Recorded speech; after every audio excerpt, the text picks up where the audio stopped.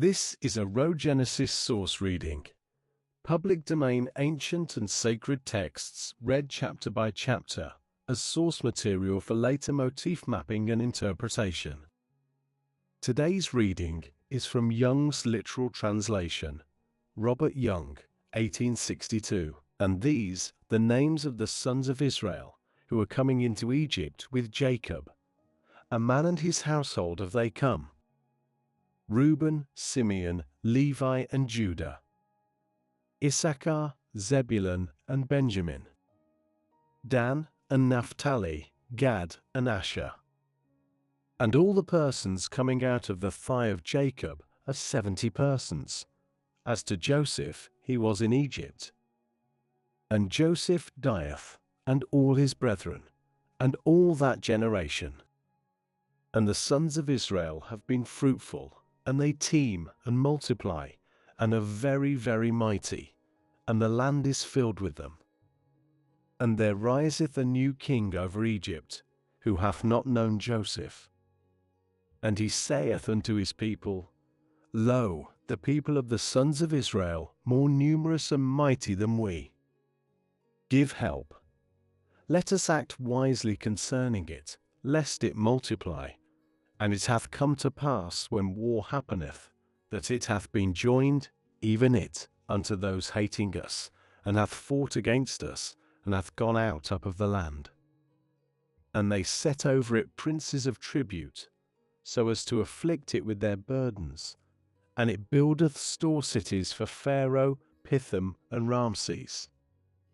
And as they afflict it, so it multiplieth, and so it breaketh forth. And they are vexed because of the sons of Israel. And the Egyptians cause the sons of Israel to serve with rigor, and make their lives bitter in hard service, in clay and in brick, and in every of service in the field, all their service in which they have served with rigor. And the king of Egypt speaketh to the midwives, the Hebrewisses, of whom the name of the one Shiphrah, and the name of the second Puah. And saith, When ye cause the Hebrew women to bear, and have looked on the children, if it a son, then ye have put him to death, and if it a daughter, then she hath lived. And the midwives fear God, and have not done as the king of Egypt hath spoken unto them, and keep the lads alive. And the king of Egypt calleth for the midwives, and saith to them, Wherefore have ye done this thing, and keep the lads alive? And the midwives say unto Pharaoh, Because the Hebrew women, not as the Egyptian women, for they lively, before the midwife cometh in unto them, they have borne. And God doth good to the midwives, and the people multiply, and are very mighty. And it cometh to pass, because the midwives have feared God, that he maketh for them households. And Pharaoh layeth a charge on all his people, saying, Every son who is born, into the river ye do cast him, and every daughter ye do keep alive. And there goeth a man of the house of Levi, and he taketh the daughter of Levi. And the woman conceiveth, and beareth a son, and she seeth him that he fair, and she hideth him 3 months. And she hath not been able any more to hide him. And she taketh for him an ark of rushes, and daubeth it with bitumen and with pitch, and putteth the lad in it, and putteth in the weeds by the edge of the river. And his sister stationeth herself afar off, to know what is done to him.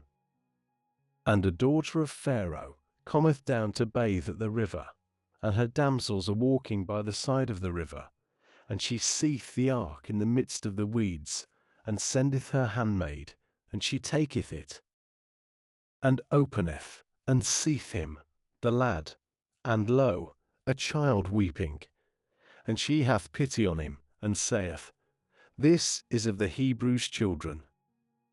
And his sister saith unto the daughter of Pharaoh, Do I go, when I have called for thee a suckling woman of the Hebrews? Then she doth suckle the lad for thee.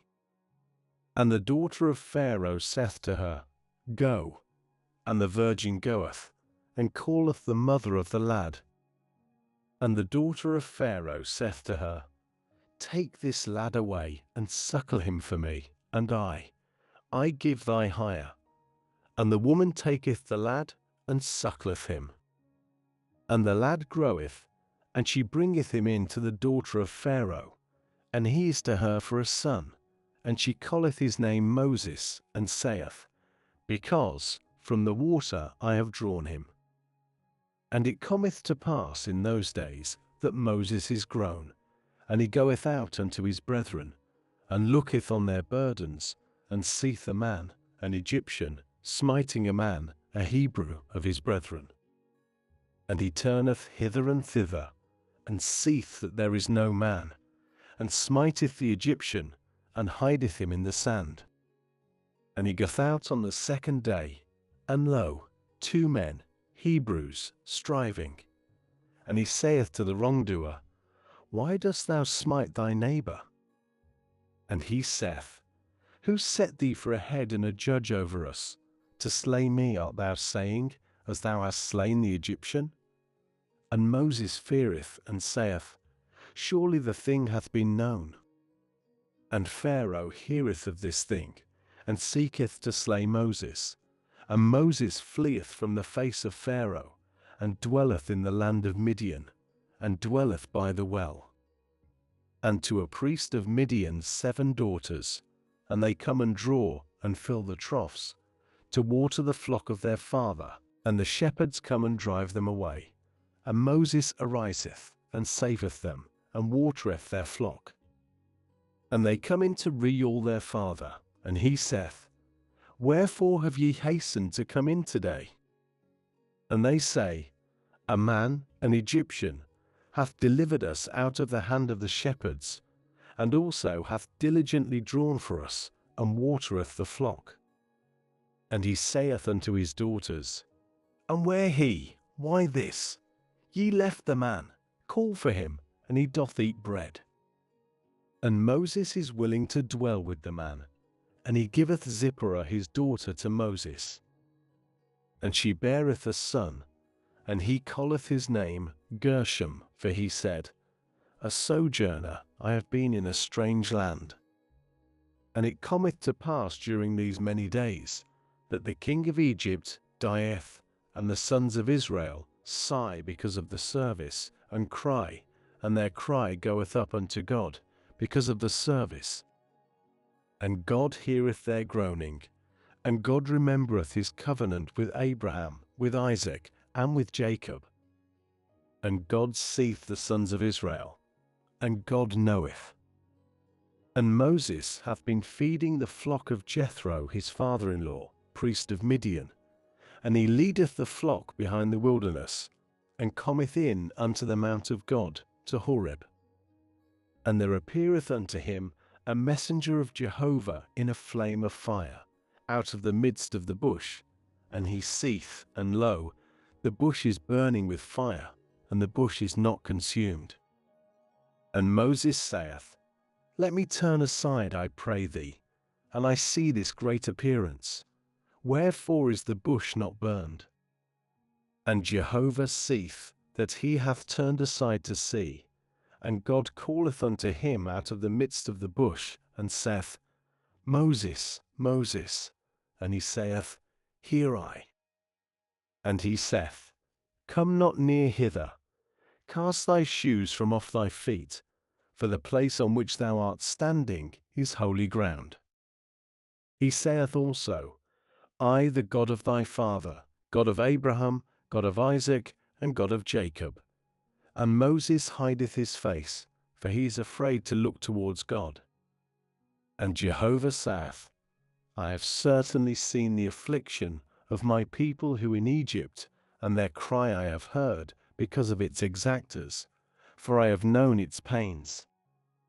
And I go down to deliver it out of the hand of the Egyptians, and to cause it to go up out of the land, unto a land good and broad, unto a land flowing with milk and honey, unto the place of the Canaanite, and the Hittite, and the Amorite, and the Perizzite, and the Hiphite, and the Jebusite. And now lo, the cry of the sons of Israel hath come in unto me, and I have also seen the oppression with which the Egyptians are oppressing them. And now come, and I send thee unto Pharaoh, and bring thou out my people, the sons of Israel, out of Egypt. And Moses saith unto God, Who I, that I go unto Pharaoh, and that I bring out the sons of Israel from Egypt? And he saith, Because I am with thee, and this to thee the sign that I have sent thee. In thy bringing out the people from Egypt, ye do serve God on this mount. And Moses saith unto God, Lo, I am coming unto the sons of Israel, and have said to them, The God of your fathers hath sent me unto you. And they have said to me, What's his name? What do I say unto them? And God saith unto Moses, I am that which I am. He saith also, Thus dost thou say to the sons of Israel, I am hath sent me unto you. And God saith again unto Moses, Thus dost thou say unto the sons of Israel, Jehovah, God of your fathers, God of Abraham, God of Isaac, and God of Jacob, hath sent me unto you, this my name, to the age, and this my memorial, to generation. Go, and thou hast gathered the elders of Israel, and hast said unto them, Jehovah, God of your fathers, hath appeareth unto me, God of Abraham, Isaac, and Jacob, saying, I have certainly inspected you, and that which is done to you in Egypt. And I say, I bring you up out of the affliction of Egypt, unto the land of the Canaanite, and the Hittite, and the Amorite, and the Perizzite, and the Hivite, and the Jebusite, unto a land flowing milk and honey. And they have hearkened to thy voice, and thou hast entered, thou and the elders of Israel, unto the king of Egypt. And ye have said unto him, Jehovah, God of the Hebrews, hath met with us. And now let us go, we pray thee, a journey of 3 days into the wilderness, and we sacrifice to Jehovah our God. And I have known that the king of Egypt doth not permit you to go, unless by a strong hand. And I have put forth my hand, and have smitten Egypt with all my wonders, which I do in its midst. And afterwards he doth send you away. And I have given the grace of this people in the eyes of the Egyptians. And it hath come to pass when ye go not empty. And woman hath asked from her neighbor, and from her who is sojourning in her house, vessels of silver, and vessels of gold, and garments. And ye have put on your sons and on your daughters, and have spoiled the Egyptians. And Moses answereth and saith, And if they do not give credence to me, nor hearken to my voice, and say, Jehovah hath not appeared unto thee? And Jehovah saith unto him, What this in thy hand? And he saith, A rod. And he saith, Cast it to the earth. And he casteth it to the earth, and it becometh a serpent, and Moses fleeth from its presence. And Jehovah saith unto Moses, Put forth thy hand, and lay hold on the tail of it. And he putteth forth his hand, and layeth hold on it, and it becometh a rod in his hand. So that they believe that Jehovah, God of their fathers, hath appeared unto thee, God of Abraham, God of Isaac, and God of Jacob. And Jehovah saith to him again, Put in, I pray thee, thy hand into thy bosom. And he putteth in his hand into his bosom, and he bringeth it out, and lo, his hand leprous as snow. And he saith, Put back thy hand unto thy bosom. And he putteth back his hand unto his bosom, and he bringeth it out from his bosom, and lo, it hath turned back as his flesh. And it hath come to pass, if they do not give credence to thee, and hearken not to the voice of the first sign, that they have given credence to the voice of the latter sign. And it hath come to pass, if they do not give credence even to these two signs, nor hearken to thy voice, that thou hast taken of the waters of the river, and hast poured on the dry land, and the waters which thou takest from the river have been, yea, they have become, blood on the dry land. And Moses saith unto Jehovah, O my Lord, I am not a man of words, either yesterday, or before, or since thy speaking unto thy servant, for I slow of mouth, and slow of tongue. And Jehovah saith unto him, Who appointed a mouth for man? Or who appointeth the dumb, or deaf, or open, or blind? Is it not I, Jehovah? And now, go, and I am with thy mouth, and have directed thee that which thou speakest. And he saith, O my Lord, send, I pray thee, by the hand thou dost send. And the anger of Jehovah burneth against Moses, and he saith, Is not Aaron the Levite thy brother? I have known that he speaketh well, and also, lo, he is coming out to meet thee. When he hath seen thee, then he hath rejoiced in his heart. And thou hast spoken unto him, and hast set the words in his mouth. And I am with thy mouth, and with his mouth, and have directed you that which ye do. And he hath spoken for thee unto the people, and it hath come to pass. He is to thee for a mouth, and thou art to him for God. And this rod thou dost take in thy hand, with which thou doest the signs. And Moses goeth, and turneth back unto Jethro his father-in-law, and saith to him, Let me go, I pray thee, and I turn back unto my brethren who in Egypt, and I see whether they are yet alive. And Jethro saith to Moses, Go in peace. And Jehovah saith unto Moses in Midian, Go, turn back to Egypt, for all the men have died who seek thy life. And Moses taketh his wife and his sons, and causeth them to ride on the ass, and turneth back to the land of Egypt. And Moses taketh the rod of God in his hand.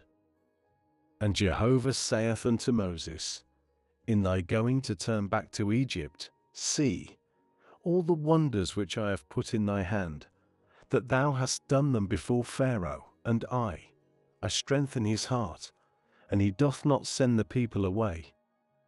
And thou hast said unto Pharaoh, Thus said Jehovah, my son, my firstborn Israel. And I say unto thee, Send away my son, and he doth serve me. And thou dost refuse to send him away.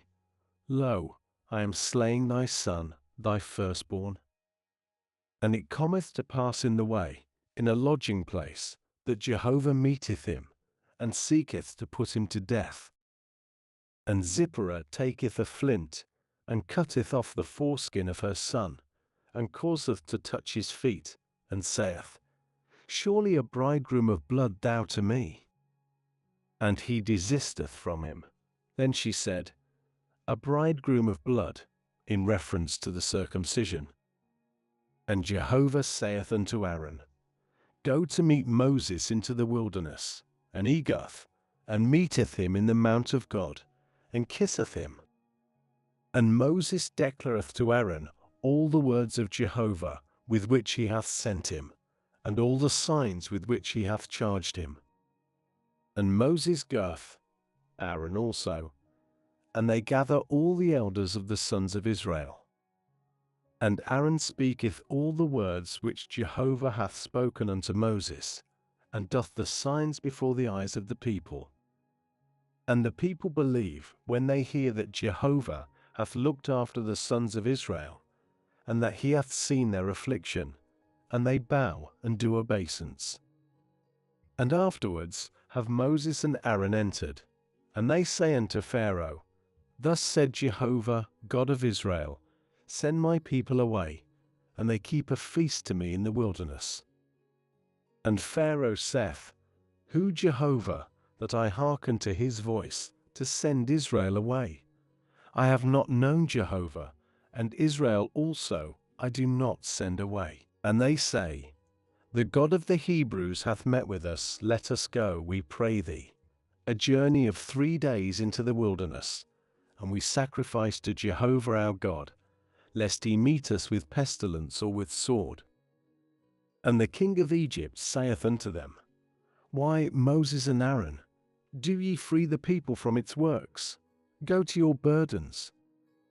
Pharaoh also saith, Lo, numerous now the people of the land, and ye have caused them to cease from their burdens. And Pharaoh commandeth on that day the exactors among the people and its authorities, saying, Ye do not add to give straw to the people for the making of the bricks, as heretofore. They go and have gathered straw for themselves. And the proper quantity of the bricks which they are making heretofore ye do put on them. Ye do not diminish from it, for they are remiss. Therefore they are crying, saying, Let us go, let us sacrifice to our God. Let the service be heavy on the men, and let them work at it, and not be dazzled by lying words. And the exactors of the people and its authorities go out and speak unto the people, saying, Thus said Pharaoh, I do not give you straw. Ye, go, take for yourselves straw where ye find, for there is nothing of your service diminished. And the people is scattered over all the land of Egypt to gather stubble for straw. And the exactors are making haste, saying, Complete your works, the matter of a day in its day, as when there is straw. And the authorities of the sons of Israel, whom the exactors of Pharaoh have placed over them, are beaten, saying, Wherefore have ye not completed your portion in making brick as heretofore, both yesterday and today? And the authorities of the sons of Israel come in and cry unto Pharaoh, saying, Why dost thou thus to thy servants? Straw is not given to thy servants. And they are saying to us, Make bricks, and lo, thy servants are smitten, and thy people hath sinned. And he saith, Remiss, ye are remiss. Therefore ye are saying, Let us go, let us sacrifice to Jehovah. And now, go serve, and straw is not given to you, and the measure of bricks ye do give. And the authorities of the sons of Israel see them in affliction, saying, Ye do not diminish from your bricks, the matter of a day in its day. And they meet Moses and Aaron standing to meet them, in their coming out from Pharaoh, and say unto them, Jehovah look upon you, and judge, because ye have caused our fragrance to stink in the eyes of Pharaoh, and in the eyes of his servants, to give a sword into their hand to slay us. And Moses turneth back unto Jehovah, and saith, Lord, why hast thou done evil to this people? Why this? Thou hast sent me. And since I have come unto Pharaoh to speak in thy name, he hath done evil to this people, and thou hast not at all delivered thy people. And Jehovah saith unto Moses, Now dost thou see that which I do to Pharaoh? For with a strong hand he doth send them away. Yea, with a strong hand he doth cast them out of his land. And God speaketh unto Moses, and saith unto him, I Jehovah. And I appear unto Abraham, unto Isaac, and unto Jacob, as God Almighty. As to my name Jehovah, I have not been known to them. And also I have established my covenant with them, to give to them the land of Canaan, the land of their sojournings, wherein they have sojournings. And also I have heard the groaning of the sons of Israel, whom the Egyptians are causing to serve, and I remember my covenant. Therefore say to the sons of Israel, I Jehovah, and I have brought you out from under the burdens of the Egyptians, and have delivered you from their service, and have redeemed you by a stretched out arm, and by great judgments, and have taken you to me for a people, and I have been to you for God, and ye have known that I, Jehovah your God, who is bringing you out from under the burdens of the Egyptians. And I have brought you in unto the land which I have lifted up my hand to give it to Abraham, to Isaac, and to Jacob, and have given it to you, a possession, I, Jehovah. And Moses speaketh so unto the sons of Israel, and they hearkened not unto Moses, for anguish of spirit, and for harsh service. And Jehovah speaketh unto Moses, saying, Go in, speak unto Pharaoh, king of Egypt, and he doth send the sons of Israel out of his land. And Moses speaketh before Jehovah, saying, Lo, the sons of Israel have not hearkened unto me, and how doth Pharaoh hear me, and I have uncircumcised lips? And Jehovah speaketh unto Moses and unto Aaron, and chargeth them for the sons of Israel, and for Pharaoh king of Egypt, to bring out the sons of Israel from the land of Egypt. These heads of the house of their fathers, sons of Reuben, firstborn of Israel, Hanok, and Phalu, Hezron, and Carmi. These families of Reuben, and sons of Simeon, Jemuel, and Jamin, and Ohad, and Jachin, and Zohar, and Shaul, son of the Canaanitess. These families of Simeon. And these the names of the sons of Levi, as to their births, Gershon, and Kohath, and Merari. And the years of the life of Levi, 137 years.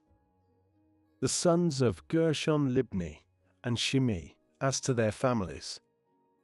And the sons of Kohath, Amram, and Izhar, and Hebron, and Uzel. And the years of the life of Kohath, 133 years. And the sons of Merari, Mali, and Mushi. These families of Levi, as to their births. And Amram taketh Jochebed his aunt to himself for a wife, and she beareth to him Aaron and Moses. And the years of the life of Amram, 137 years. And sons of Izhar, Korah, and Nepheg, and Zikri. And sons of Uziel, Mishael, and Elzaphan, and Sithri. And Aaron taketh Elisheba, daughter of Aminadab, sister of Nahshon, to himself for a wife, and she beareth to him Nadab, and Abihu, Eleazar, and Ithamar.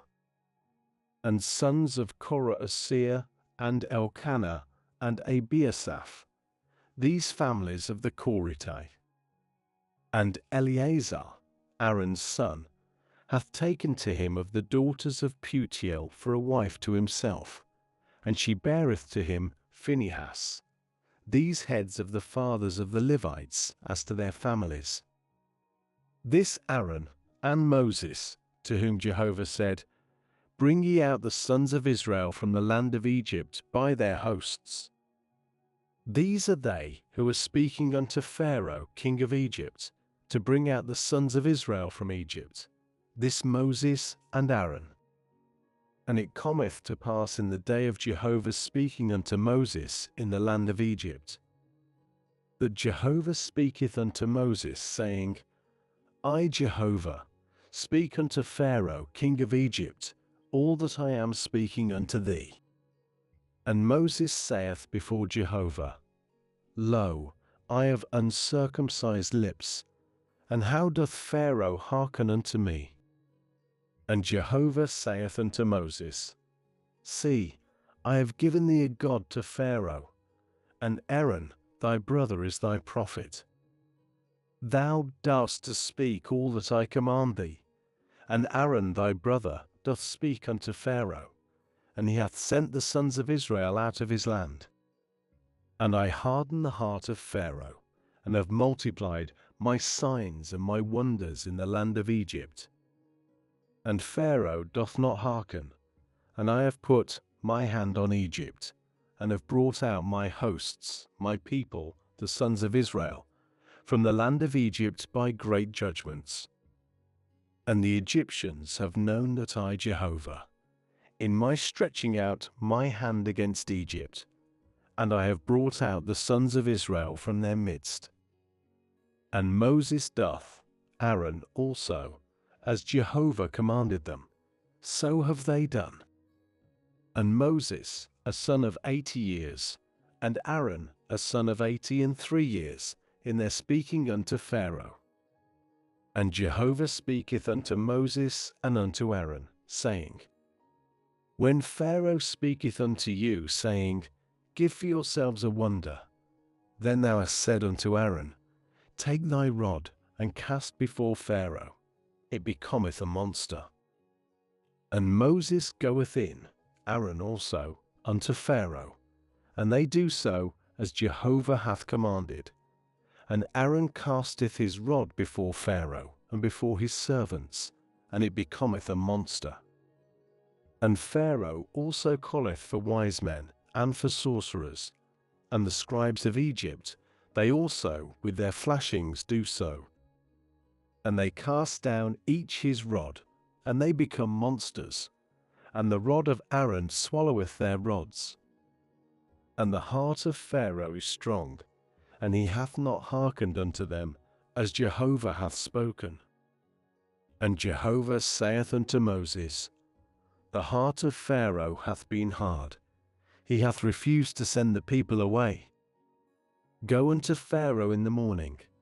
Lo, he is going out to the water, and thou hast stood to meet him by the edge of the river, and the rod which was turned to a serpent, thou dost take in thy hand.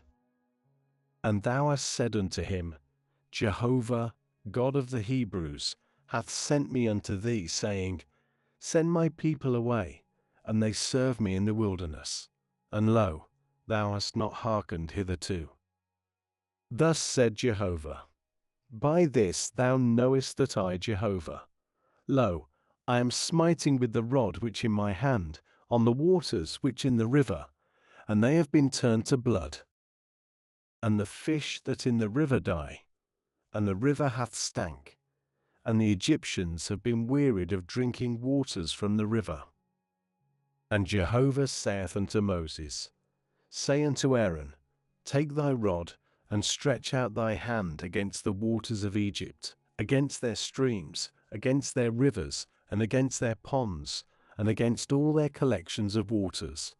And they are blood. And there hath been blood in all the land of Egypt, both in wood and in stone. And Moses and Aaron do so, as Jehovah hath commanded. And he lifteth up with the rod, and smiteth the waters, which in the river, before the eyes of Pharaoh, and before the eyes of his servants, and all the waters which in the river are turned to blood.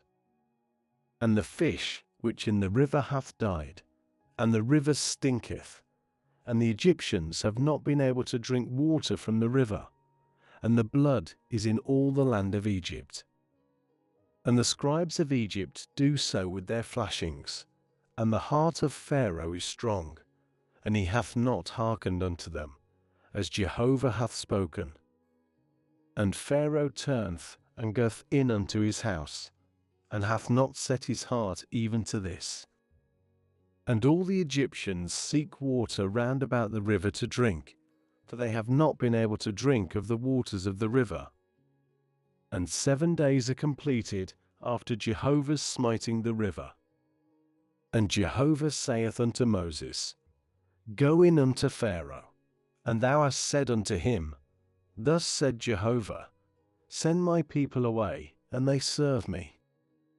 And if thou art refusing to send away, lo, I am smiting all thy border with frogs. And the river hath teemed frogs, and they have gone up and gone into thy house, and into the inner chamber of thy bed, and on thy couch, and into the house of thy servants, and among thy people, and into thine ovens, and into thy kneading troughs. Yea, on thee, and on thy people, and on all thy servants do the frogs go up. And Jehovah saith unto Moses, Say unto Aaron, Stretch out thy hand with thy rod against the streams, against the rivers, and against the ponds, and cause the frogs to come up against the land of Egypt. And Aaron stretcheth out his hand against the waters of Egypt, and the frog cometh up, and covereth the land of Egypt. And the scribes do so with their flashings, and cause the frogs to come up against the land of Egypt.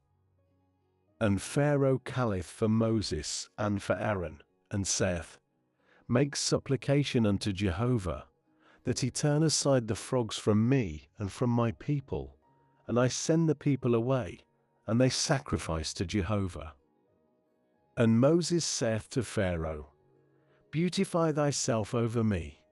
When do I make supplication for thee, and for thy servants, and for thy people, to cut off the frogs from thee, and from thy houses? Only in the river they do remain. And he saith, Tomorrow. And he saith, According to thy word, so that thou knowest that there is none like Jehovah our God. And the frogs have turned aside from thee, and from thy houses, and from thy servants, and from thy people. Only in the river they do remain. And Moses, Aaron also, goeth out from Pharaoh, and Moses crieth unto Jehovah concerning the matter of the frogs which he hath set on Pharaoh. And Jehovah doth according to the word of Moses, and the frogs die out of the houses, out of the courts, and out of the fields.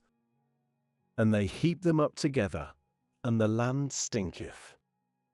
And Pharaoh seeth that there hath been a respite, and he hath hardened his heart, and hath not hearkened unto them, as Jehovah hath spoken.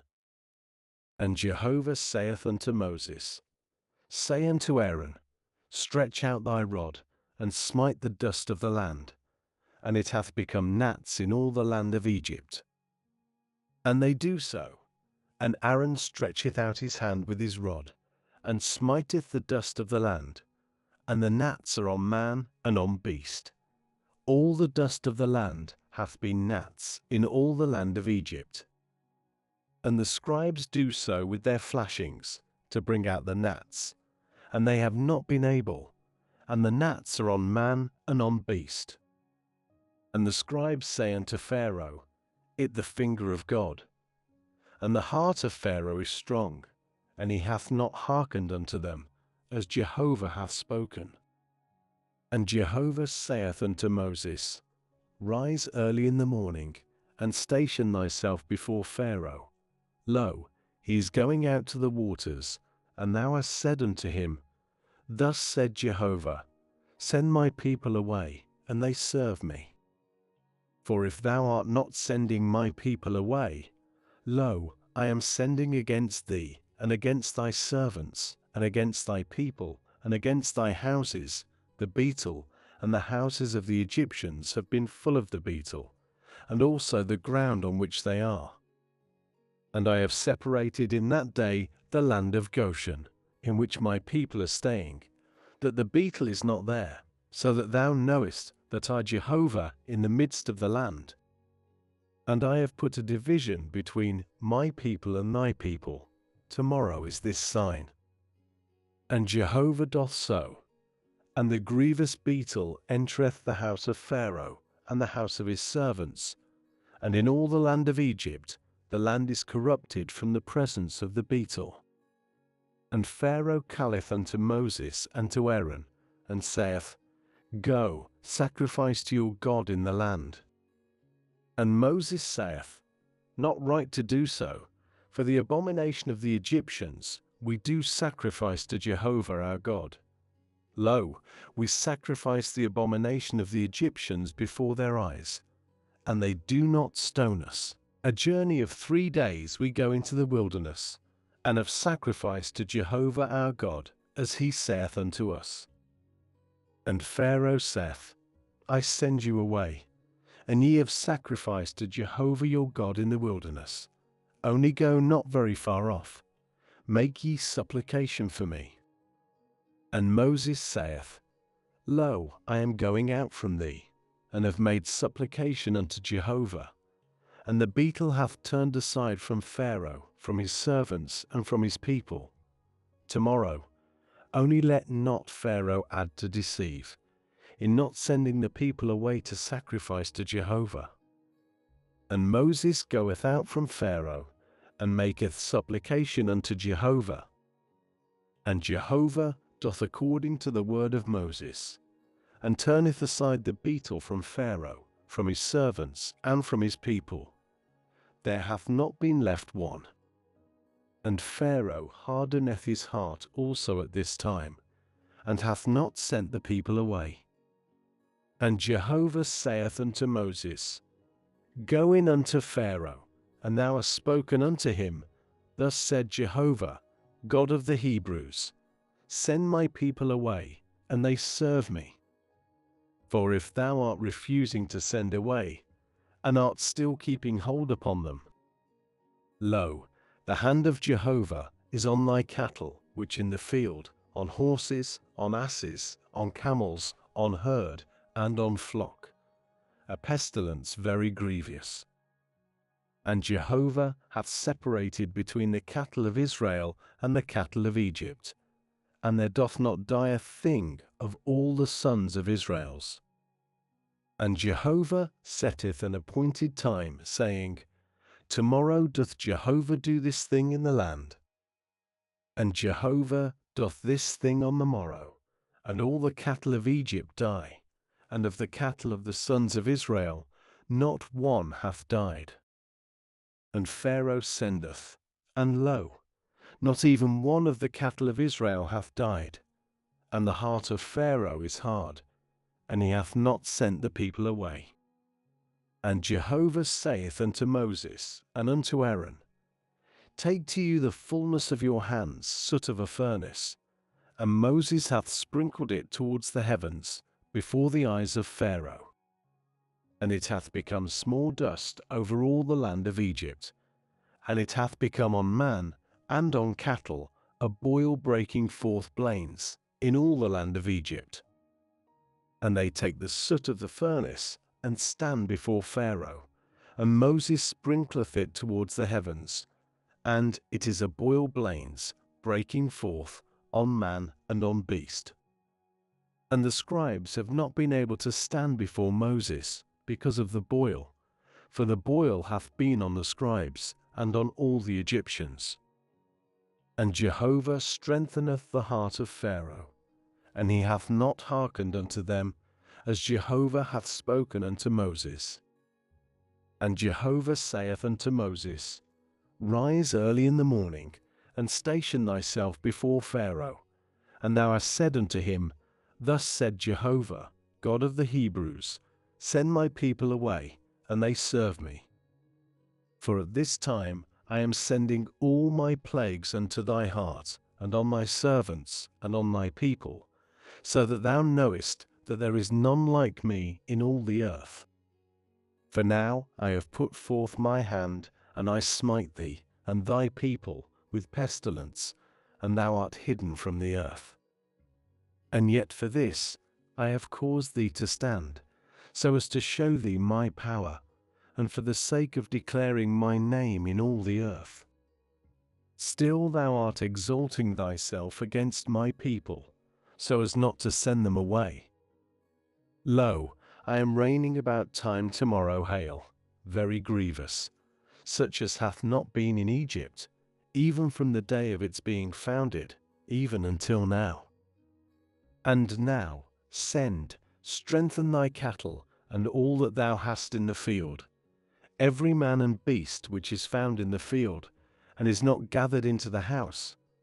Come down on them hath the hail, and they have died.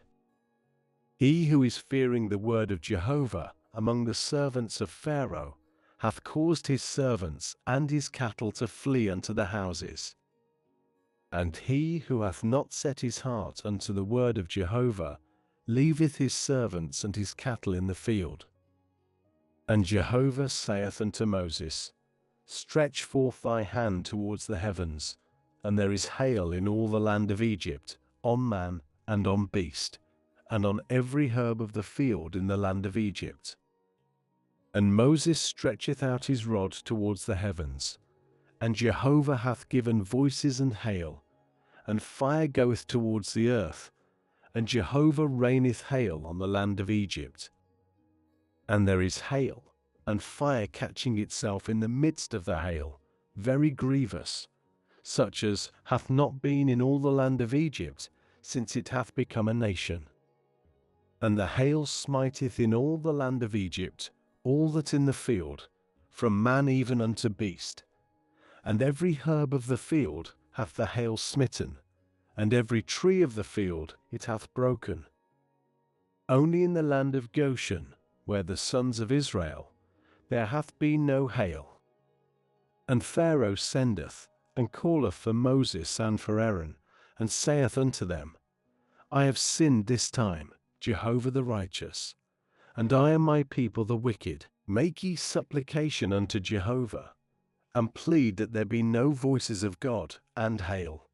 And I send you away, and ye add not to remain. And Moses saith unto him, At my going out of the city, I spread my palms unto Jehovah. The voices cease, and the hail is not any more, so that thou knowest that the earth Jehovah's. But thou and thy servants, I have known that ye are not yet afraid of the face of Jehovah God. And the flax and the barley have been smitten, for the barley budding, and the flax forming flowers. And the wheat and the rye have not been smitten, for they are late. And Moses goeth out from Pharaoh the city, and spreadeth his hands unto Jehovah, and the voices and the hail cease, and rain hath not been poured out to the earth. And Pharaoh seeth that the rain hath ceased, and the hail and the voices, and he continueth to sin, and hardeneth his heart, he and his servants. And the heart of Pharaoh is strong, and he hath not sent the sons of Israel away, as Jehovah hath spoken by the hand of Moses. And Jehovah saith unto Moses, Go in unto Pharaoh, for I have declared hard his heart, and the heart of his servants, so that I set these my signs in their midst. And so that thou recountest in the ears of thy son, and of thy son's son, that which I have done in Egypt, and my signs which I have set among them, and ye have known that I Jehovah. And Moses cometh in, Aaron also, unto Pharaoh, and they say unto him, Thus said Jehovah, God of the Hebrews, Until when hast thou refused to be humbled at my presence? Send my people away, and they serve me. For if thou art refusing to send my people away, lo, I am bringing in tomorrow the locust into thy border. And it hath covered the eye of the land, and none is able to see the land. And it hath eaten the remnant of that which is escaped, which is left to you from the hail, and it hath eaten every tree which is springing for you out of the field. And they have filled thy houses, and the houses of all thy servants, and the houses of all the Egyptians, which neither thy fathers nor thy fathers' fathers have seen, since the day of their being on the ground unto this day. And he turneth and goeth out from Pharaoh. And the servants of Pharaoh say unto him, Until when doth this become a snare to us? Send the men away, and they serve Jehovah their God. Knowest thou not yet that Egypt hath perished? And Moses is brought back, Aaron also, unto Pharaoh, and he saith unto them, Go, serve Jehovah your God. Who and who those going? And Moses saith, With our young ones and with our aged ones we go, with our sons and with our daughters, with our flock and our herd we go, for we have a festival to Jehovah. And he saith unto them, Be it so, Jehovah, with you when I send you and your infants away. See, for evil before your faces. Not so. Go now, ye who men, and serve Jehovah, for that ye are seeking. And casteth them out from the presence of Pharaoh. And Jehovah saith unto Moses, Stretch out thy hand against the land of Egypt for the locust, and it goeth up against the land of Egypt, and doth eat every herb of the land, all that the hail hath left. And Moses stretcheth out his rod against the land of Egypt. And Jehovah hath led an east wind over the land all that day and all the night. The morning hath been, and the east wind hath lifted up the locust. And the locust goeth up against all the land of Egypt, and resteth in all the border of Egypt, very grievous. Before it there hath not been such a locust as it, and after it there is none such. And it covereth the eye of all the land, and the land is darkened, and it eateth every herb of the land, and all the fruit of the trees which the hail hath left, and there hath not been left any green thing in the trees, or in the herb of the field, in all the land of Egypt. And Pharaoh hasteth to call for Moses and for Aaron, and saith, I have sinned against Jehovah your God, and against you. And now, bear with, I pray you, my sin, only this time, and make ye supplication to Jehovah your God, that he turn aside from off me only this death. And he goeth out from Pharaoh, and maketh supplication unto Jehovah. And Jehovah turneth a very strong sea wind, and it lifteth up the locust, and bloweth it into the Red Sea. There hath not been left one locust in all the border of Egypt. And Jehovah strengtheneth the heart of Pharaoh, and he hath not sent the sons of Israel away.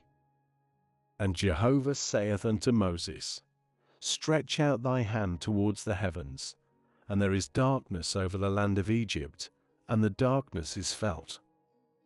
And Moses stretcheth out his hand towards the heavens, and there is darkness, thick darkness in all the land of Egypt 3 days. They have not seen one another, and none hath risen from his place 3 days.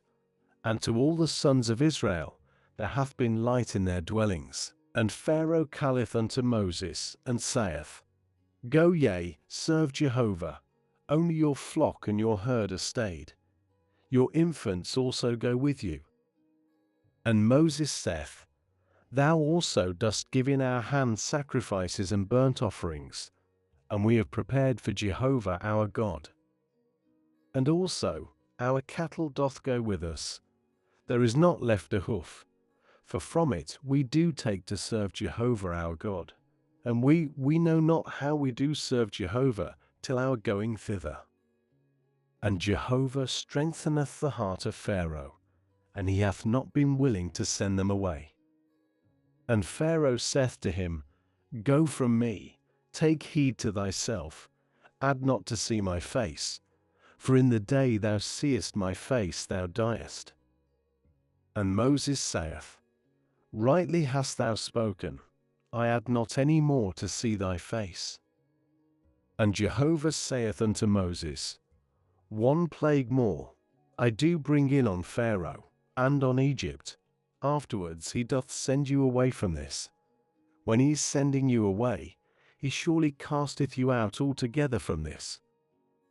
Speak, I pray thee, in the ears of the people, and they ask, each man from his neighbor, and each woman from her neighbor, vessels of silver and vessels of gold. And Jehovah giveth the grace of the people in the eyes of the Egyptians. Also the man Moses, very great in the land of Egypt, in the eyes of the servants of Pharaoh, and in the eyes of the people. And Moses saith, Thus said Jehovah, About midnight I am going out into the midst of Egypt.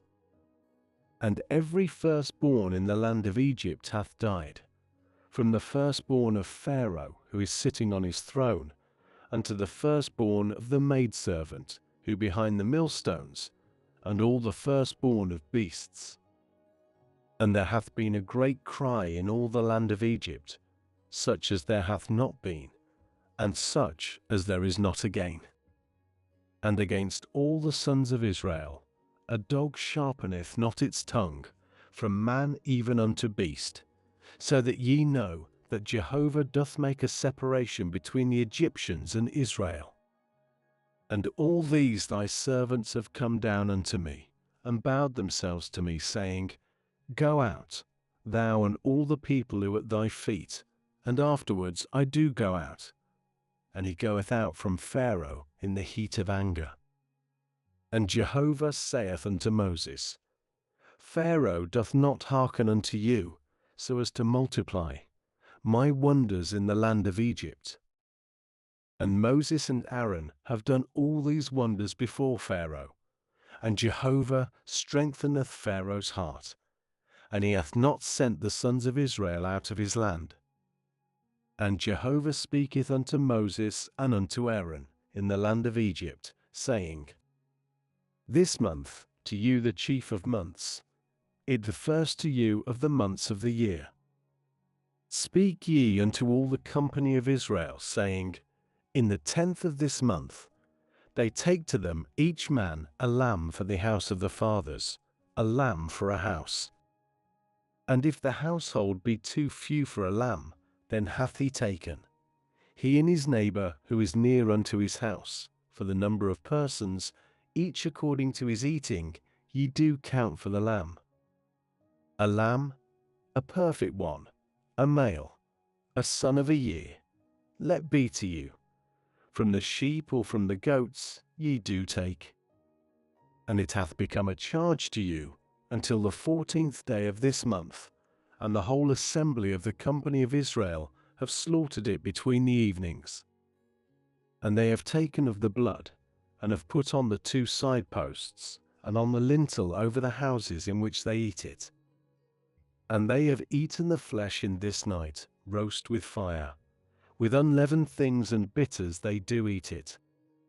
Ye do not eat of it raw, or boiled at all in water, but roast with fire, its head with its legs, and with its inwards. And ye do not leave of it till morning, and that which is remaining of it till morning with fire ye do burn. And thus ye do eat it, your loins girded, your sandals on your feet, and your staff in your hand. And ye have eaten it in haste. It is Jehovah's Passover. And I have passed over through the land of Egypt during this night, and have smitten every firstborn in the land of Egypt, from man even unto beast, and on all the gods of Egypt do judgments. I Jehovah. And the blood hath become a sign for you on the houses where ye, and I have seen the blood, and have passed over you, and a plague is not on you for destruction, in my smiting in the land of Egypt. And this day hath become to you a memorial, and ye have kept it a feast to Jehovah to your generations, a statute age during, ye keep it a feast. 7 days ye eat unleavened things, only. In the first day ye cause leaven to cease out of your houses. For any one eating anything fermented from the first day till the 7th day, even that person hath been cut off from Israel. And in the first day a holy convocation, and in the 7th day ye have a holy convocation. Any work is not done in them, only that which is eaten by any person. It alone is done by you, and ye have observed the unleavened things. For in this selfsame day I have brought out your hosts from the land of Egypt, and ye have observed this day to your generations, a statute age during. In the 1st, in the 14th day of the month, in the evening, ye do eat unleavened things until the 21st day of the month, at evening. 7 days' leaven is not found in your houses, for any eating anything fermented. That person hath been cut off from the company of Israel, among the sojourners or among the natives of the land. Anything fermented ye do not eat. In all your dwellings ye do eat unleavened things. And Moses calleth for all the elders of Israel, and saith unto them, Draw out, and take for yourselves the flock, for your families, and slaughter the Passover sacrifice. And ye have taken a bunch of hyssop, and have dipped in the blood which in the basin, and have struck on the lintel, and on the 2 side posts, from the blood which in the basin, and ye go not out each from the opening of his house till morning. And Jehovah hath passed on to smite the Egyptians, and hath seen the blood on the lintel, and on the 2 side posts. And Jehovah hath passed over the opening, and doth not permit the destruction to come into your houses to smite. And ye have observed this thing, for a statute to thee, and to thy sons, unto the age. And it hath been, when ye come in unto the land which Jehovah giveth to you, as he hath spoken, that ye have kept this service. And it hath come to pass, when your sons say unto you, What this service ye have? That ye have said, A sacrifice of Passover it to Jehovah, who passed over the houses of the sons of Israel in Egypt, in his smiting the Egyptians, and our houses he delivered. And the people bow and do obeisance, and the sons of Israel go and do as Jehovah commanded Moses and Aaron. So have they done. And it cometh to pass at midnight, that Jehovah hath smitten every firstborn in the land of Egypt, from the firstborn of Pharaoh who is sitting on his throne, unto the firstborn of the captive who in the prison house, and every firstborn of beasts. And Pharaoh riseth by night, he and all his servants, and all the Egyptians. And there is a great cry in Egypt, for there is not a house where there is not dead. And he calleth for Moses and for Aaron by night, and saith, Rise, go out from the midst of my people, both ye and the sons of Israel, and go, serve Jehovah according to your word. Both your flock and your herd take ye, as ye have spoken, and go. Then ye have blessed also me. And the Egyptians are urgent on the people, hasting to send them away out of the land, for they said, We are all dead. And the people taketh up its dough before it is fermented, their kneading troughs bound up in their garments on their shoulder. And the sons of Israel have done according to the word of Moses. And they ask from the Egyptians vessels of silver, and vessels of gold, and garments. And Jehovah hath given the grace of the people in the eyes of the Egyptians, and they cause them to ask, and they spoil the Egyptians. And the sons of Israel journey from Rhogenesis to Succoth, about 600,000 men on foot, apart from infants. And a great rabble also hath gone up with them, and flock and herd, very much cattle. And they bake with the dough, which they have brought out from Egypt, unleavened cakes, for it hath not fermented. For they have been cast out of Egypt, and have not been able to delay. And also provision they have not made for themselves. And the dwelling of the sons of Israel, which they have dwelt in Egypt 430 years. And it cometh to pass, at the end of 430 years, yea, it cometh to pass in this selfsame day, all the hosts of Jehovah have gone out from the land of Egypt. A night of watchings it to Jehovah, to bring them out from the land of Egypt. It this night to Jehovah of watchings, to all the sons of Israel to their generations. And Jehovah saith unto Moses and Aaron, This a statute of the Passover. Any son of a stranger doth not eat of it. And any man's servant, the purchase of money, when thou hast circumcised him, then he doth eat of it. A settler or hired servant doth not eat of it. In one house it is eaten. Thou dost not carry out of the house of the flesh without, and a bone ye do not break of it. All the company of Israel do keep it. And when a sojourner sojourneth with thee, and hath made a Passover to Jehovah, every male of his to be circumcised, and then he doth come near to keep it, and he hath been as a native of the land, but any uncircumcised one doth not eat of it. One law is to a native, and to a sojourner who is sojourning in your midst. And all the sons of Israel do as Jehovah commanded Moses and Aaron, so have they done. And it cometh to pass in this selfsame day, Jehovah hath brought out the sons of Israel from the land of Egypt by their hosts. And Jehovah speaketh unto Moses, saying, Sanctify to me every firstborn opening any womb among the sons of Israel, among man and among beast, it mine. And Moses saith unto the people, Remember this day which ye have gone out from Egypt, from the house of servants, for by strength of hand hath Jehovah brought you out from this, and anything fermented is not eaten. Today ye are going out, in the month of Abib. And it hath been, when Jehovah bringeth thee in unto the land of the Canaanite, and of the Hittite, and of the Amorite, and of the Hiphite, and of the Jebusite, which he hath sworn to thy fathers to give to thee, a land flowing with milk and honey, that thou hast done this service in this month. 7 days thou dost eat unleavened things, and in the 7th day a feast to Jehovah. Unleavened things are eaten the 7 days, and anything fermented is not seen with thee. Yea, leaven is not seen with thee in all thy border.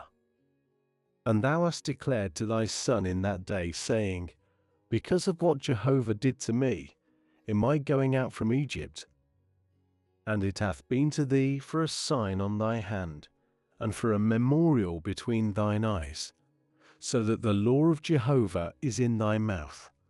For by a strong hand hath Jehovah brought thee out from Egypt. And thou hast kept this statute at its appointed season from days to days. And it hath been, when Jehovah bringeth thee in unto the land of the Canaanite, as he hath sworn to thee and to thy fathers, and hath given it to thee, that thou hast caused every one opening a womb to pass over to Jehovah, and every firstling, the increase of beasts which thou hast, the males Jehovah's. And every firstling of an ass thou dost ransom with a lamb, and if thou dost not ransom, then thou hast beheaded it. And every firstborn of man among thy sons thou dost ransom. And it hath been, when thy son asketh thee hereafter, saying, What this? That thou hast said unto him, By strength of hand hath Jehovah brought us out from Egypt, from a house of servants. Yea, it cometh to pass, when Pharaoh hath been pained to send us away, that Jehovah doth slay every firstborn in the land of Egypt, from the firstborn of man, even unto the firstborn of beast. Therefore I am sacrificing to Jehovah all opening a womb who males, and every firstborn of my sons I ransom. And it hath been for a token on thy hand, and for frontlets between thine eyes, for by strength of hand hath Jehovah brought us out of Egypt. And it cometh to pass in Pharaoh sending the people away, that God hath not led them the way of the land of the Philistines, for it near. For God said, Lest the people repent in their seeing war, and have turned back towards Egypt. And God turneth round the people the way of the wilderness of the Red Sea, and by 50s have the sons of Israel gone up from the land of Egypt. And Moses taketh the bones of Joseph with him, for he certainly caused the sons of Israel to swear, saying, God doth certainly inspect you, and ye have brought up my bones from this with you. And they journey from Succoth, and encamp in Etham at the extremity of the wilderness. And Jehovah is going before them by day in a pillar of a cloud, to lead them in the way, and by night in a pillar of fire, to give light to them, to go by day and by night. He removeth not the pillar of the cloud by day, and the pillar of the fire by night before the people. And Jehovah speaketh unto Moses, saying, Speak unto the sons of Israel, and they turn back and encamp before Pi-hahiroth, between Migdol and the sea, before Baal-zephon. Over against it ye do encamp by the sea. And Pharaoh hath said of the sons of Israel, They are entangled in the land, the wilderness hath shut upon them. And I have strengthened the heart of Pharaoh, and he hath pursued after them. And I am honored on Pharaoh, and on all his force. And the Egyptians have known that I Jehovah, and they do so. And it is declared to the king of Egypt that the people hath fled, and the heart of Pharaoh and of his servants is turned against the people, and they say, What this we have done, that we have sent Israel away from our service? And he harnesseth his chariot, and his people he hath taken with him. And he taketh 600 chosen chariots, even all the chariots of Egypt, and captains over them all.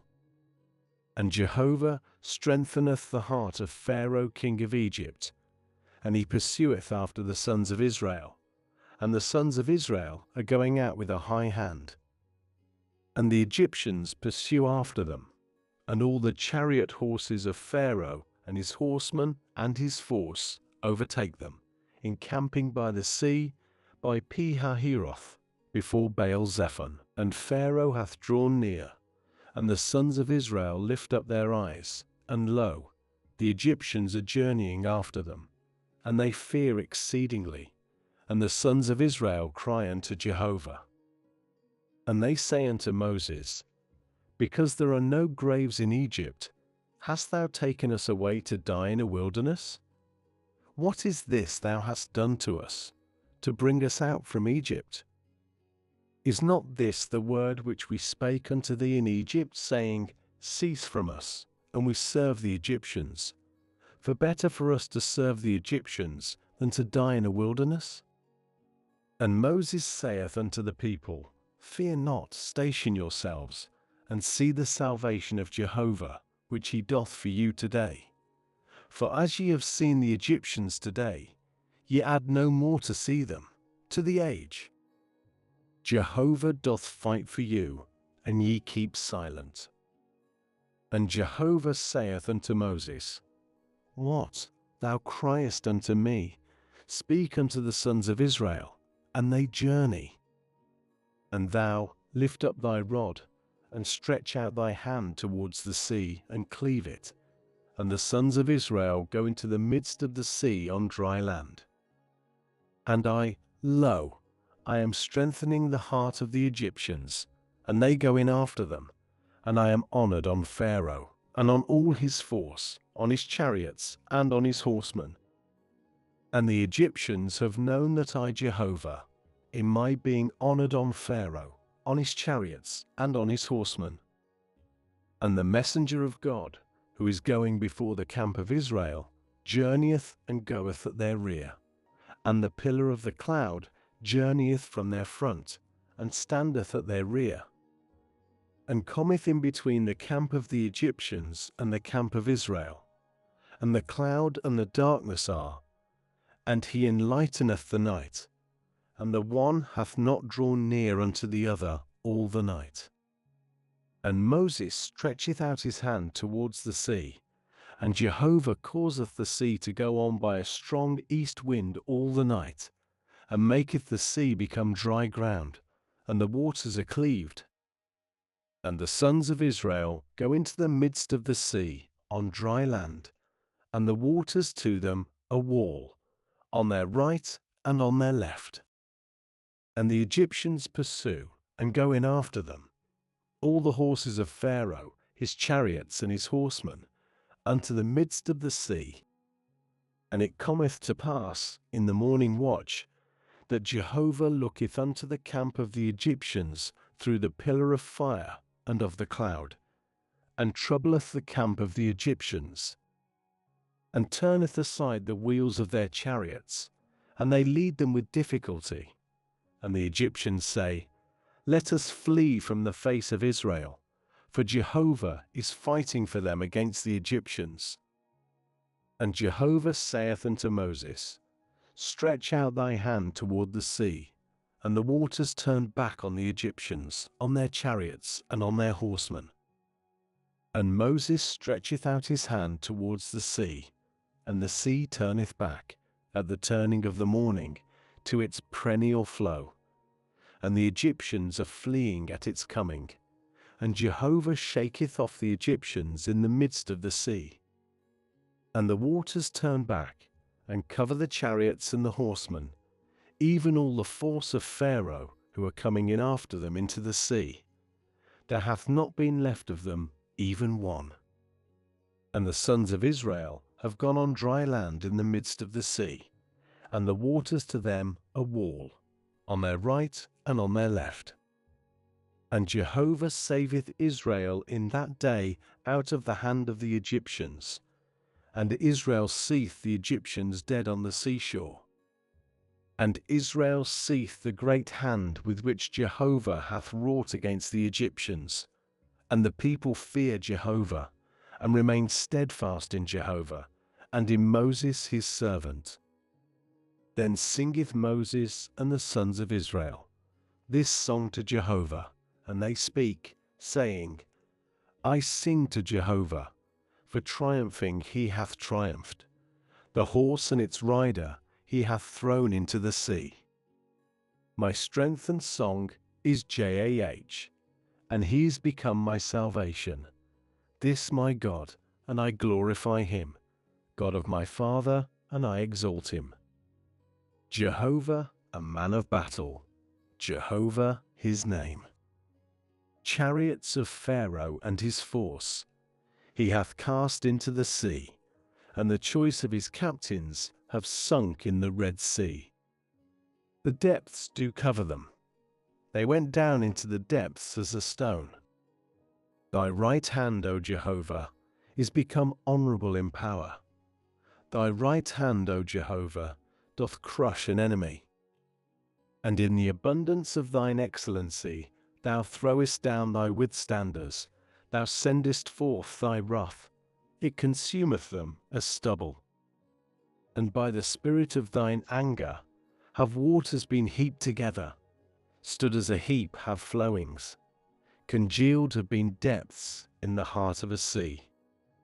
The enemy said, I pursue, I overtake, I apportion spoil, filled is my soul with them. I draw out my sword, my hand destroyeth them. Thou hast blown with thy wind, the sea hath covered them. They sank as lead in mighty waters. Who like thee among the gods, O Jehovah? Who like thee, honorable in holiness, fearful in praises, doing wonders? Thou hast stretched out thy right hand, earth swalloweth them.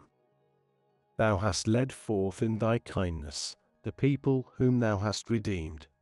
Thou hast led on in thy strength unto thy holy habitation. Peoples have heard, they are troubled. Pain hath seized inhabitants of Philistia. Then have chiefs of Edom been troubled. Mighty ones of Moab, trembling doth seize them. Melted have all inhabitants of Canaan. Fall on them doth terror and dread. By the greatness of thine arm they are still as a stone. Till thy people pass over, O Jehovah. Till the people pass over whom thou hast purchased. Thou dost bring them in, and dost plant them in a mountain of thine inheritance, a fixed place for thy dwelling. Thou hast made, O Jehovah, a sanctuary, O Lord, thy hands have established.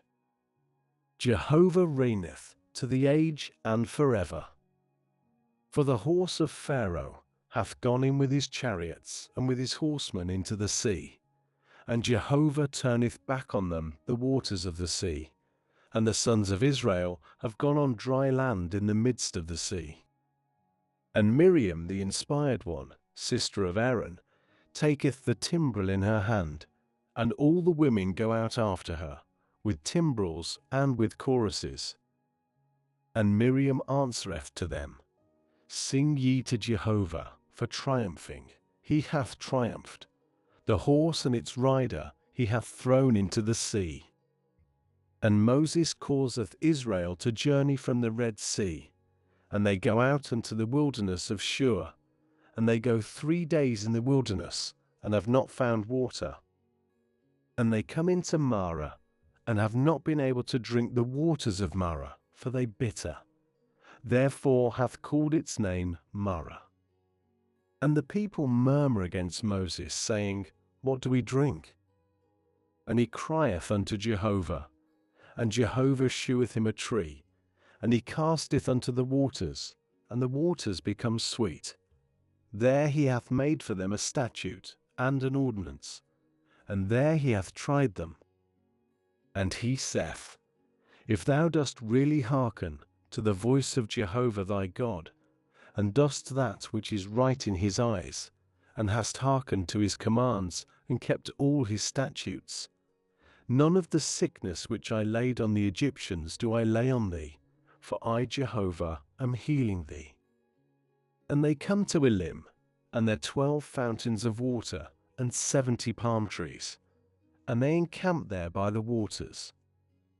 And they journey from Elim, and all the company of the sons of Israel come in unto the wilderness of Sin, which between Elim and Sinai, on the 15th day of the 2nd month of their going out from the land of Egypt. And all the company of the sons of Israel murmur against Moses and against Aaron in the wilderness. And the sons of Israel say unto them, Oh, that we had died by the hand of Jehovah in the land of Egypt, in our sitting by the flesh pot, in our eating bread to satiety. For ye have brought us out unto this wilderness, to put all this assembly to death with hunger. And Jehovah saith unto Moses, Lo, I am raining to you bread from the heavens, and the people have gone out and gathered the matter of a day in its day, so that I try them whether they walk in my law or not. And it hath been on the 6th day that they have prepared that which they bring in, and it hath been double above that which they gather day. And Moses saith, Aaron also, unto all the sons of Israel, evening, And ye have known that Jehovah hath brought you out from the land of Egypt. And morning, and ye have seen the honor of Jehovah, in his hearing your murmurings against Jehovah, and what we, that ye murmur against us? And Moses saith, In Jehovah's giving to you in the evening flesh to eat, and bread in the morning to satiety, in Jehovah's hearing your murmurings, which ye are murmuring against him, and what we? Your murmurings not against us, but against Jehovah. And Moses saith unto Aaron, Say unto all the company of the sons of Israel, Come ye near before Jehovah, for he hath heard your murmurings. And it cometh to pass, when Aaron is speaking unto all the company of the sons of Israel, that they turn towards the wilderness, and lo, the honor of Jehovah is seen in the cloud. And Jehovah speaketh unto Moses, saying, I have heard the murmurings of the sons of Israel. Speak unto them, saying, Between the evenings ye eat flesh, and in the morning ye are satisfied bread, and ye have known that I, Jehovah your God. And it cometh to pass in the evening, that the quail cometh up, and covereth the camp, and in the morning there hath been the lying of dew round about the camp. And the lying of the dew goeth up, and lo, on the face of the wilderness, a thin, bare thing, thin as hoarfrost on the earth. And the sons of Israel see and say one unto another, What it? For they have not known what it. And Moses saith unto them, It the bread which Jehovah hath given to you for food, this the thing which Jehovah hath commanded.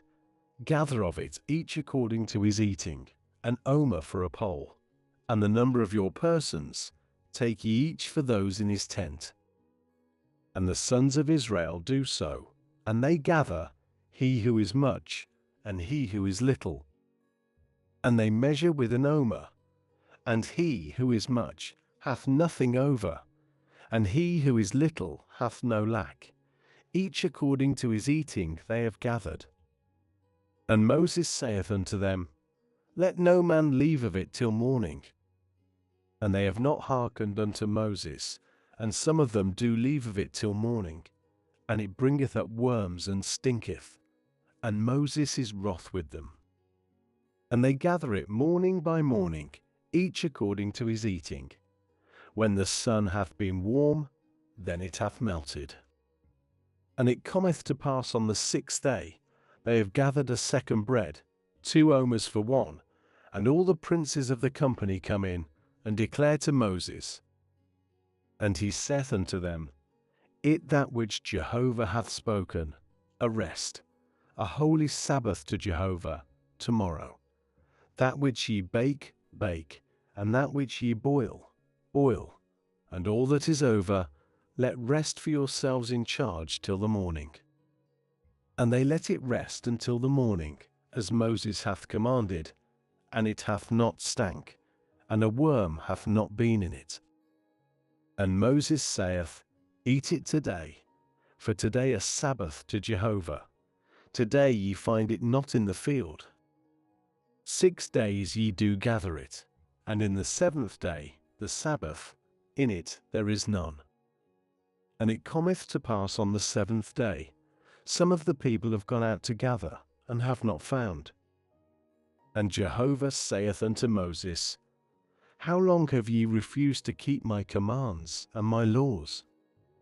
See, because Jehovah hath given to you the Sabbath, therefore he is giving to you on the 6th day bread of 2 days. Abide ye each his place. No one doth go out from his place on the 7th day. And the people rest on the 7th day. And the house of Israel call its name manna, and it is coriander seed, white, and its taste as a cake with honey.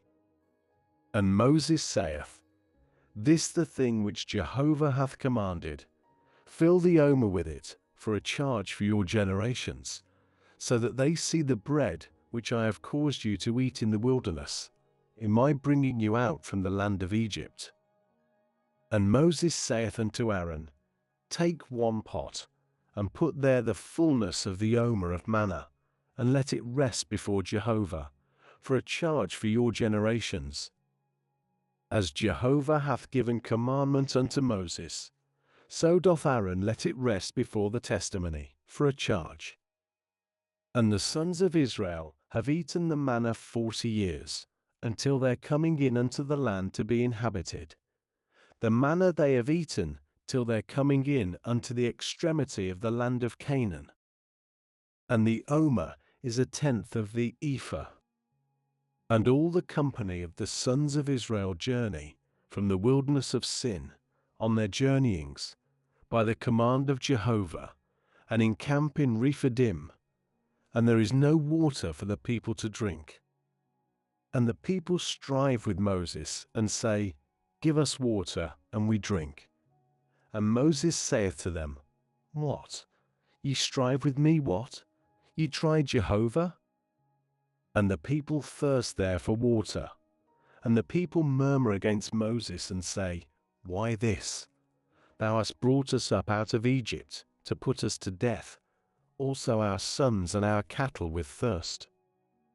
And Moses crieth to Jehovah, saying, What do I to this people? Yet a little, and they have stoned me.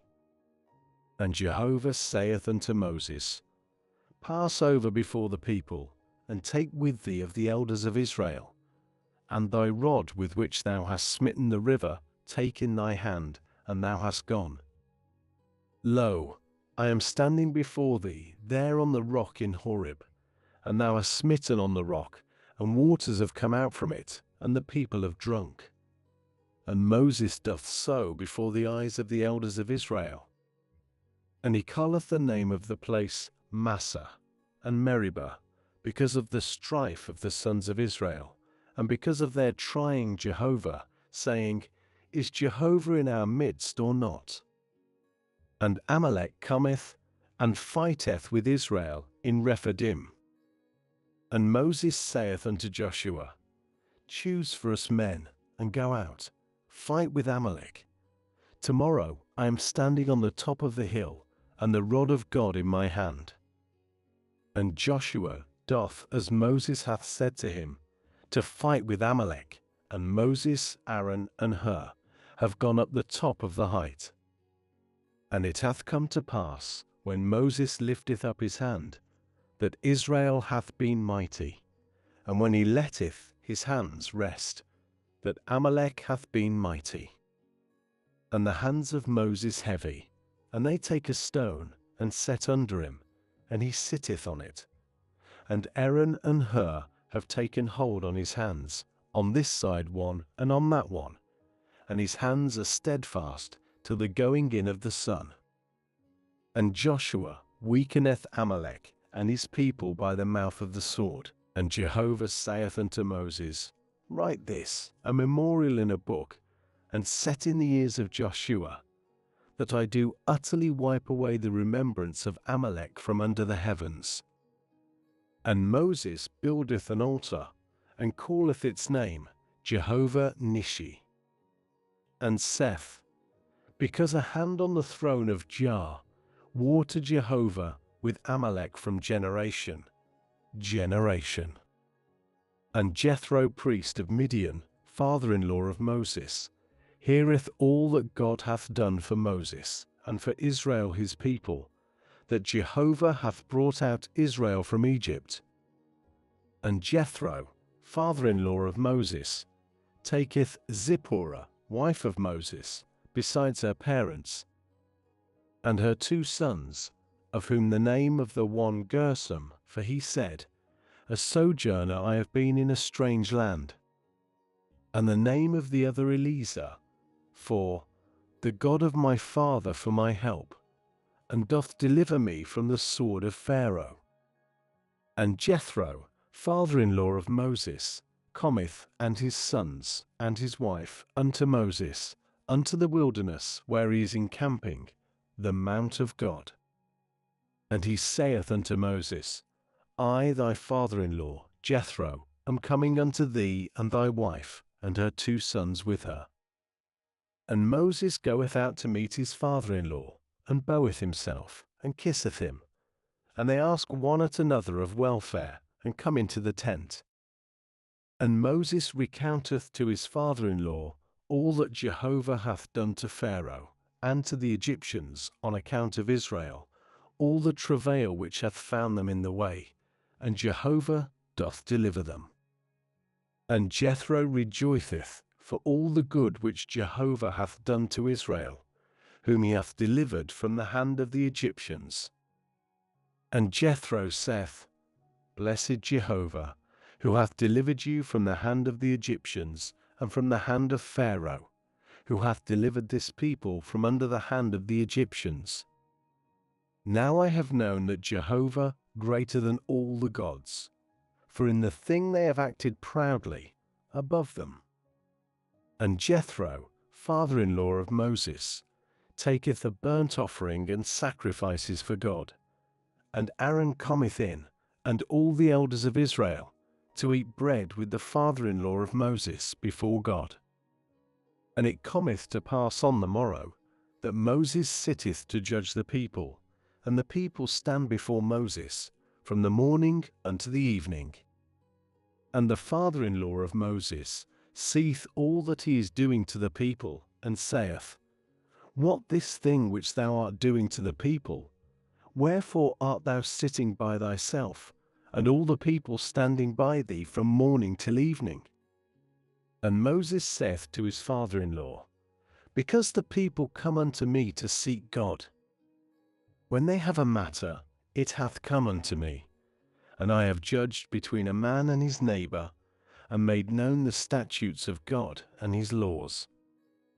And the father-in-law of Moses saith unto him, The thing which thou art doing not good. Thou dost surely wear away, both thou and this people which with thee, for the thing is too heavy for thee. Thou art not able to do it by thyself. Now hearken to my voice, I counsel thee, and God is with thee. Be thou for the people over against God, and thou hast brought in the things unto God. And thou hast warned them the statutes and the laws, and hast made known to them the way in which they go, and the work which they do. And thou dost provide out of all the people men of ability, fearing God, men of truth, hating dishonest gain, and hast placed over them heads of thousands, heads of hundreds, heads of fifties, and heads of tenses. And they have judged the people at all times. And it hath come to pass, every great matter they bring in unto thee, and every small matter they judge themselves, and lighten it from off thyself, and they have borne with thee. If thou dost this thing, and God hath commanded thee, then thou hast been able to stand. And all this people also goeth in unto its place in peace. And Moses hearkeneth to the voice of his father-in-law, and doth all that he said. And Moses chooseth men of ability out of all Israel, and maketh them chiefs over the people, heads of thousands, heads of hundreds, heads of fifties, and heads of tens. And they have judged the people at all times. The hard matter they bring in unto Moses, and every small matter they judge themselves. And Moses sendeth his father-in-law away, and he goeth away unto his own land. In the 3rd month of the going out of the sons of Israel from the land of Egypt, in this day they have come into the wilderness of Sinai. And they journey from Rephidim, and enter the wilderness of Sinai, and encamp in the wilderness. And Israel encampeth there before the mount. And Moses hath gone up unto God, and Jehovah calleth unto him out of the mount, saying, Thus dost thou say to the house of Jacob, and declare to the sons of Israel, Ye have seen that which I have done to the Egyptians, and I bear you on eagle's wings, and bring you in unto myself. And now, if ye really hearken to my voice, then ye have kept my covenant, and been to me a peculiar treasure more than all the peoples, for all the earth mine. And ye are to me a kingdom of priests and a holy nation. These the words which thou dost speak unto the sons of Israel. And Moses cometh, and calleth for the elders of the people, and setteth before them all these words which Jehovah hath commanded him. And all the people answer together and say, All that Jehovah hath spoken we do. And Moses returneth the words of the people unto Jehovah.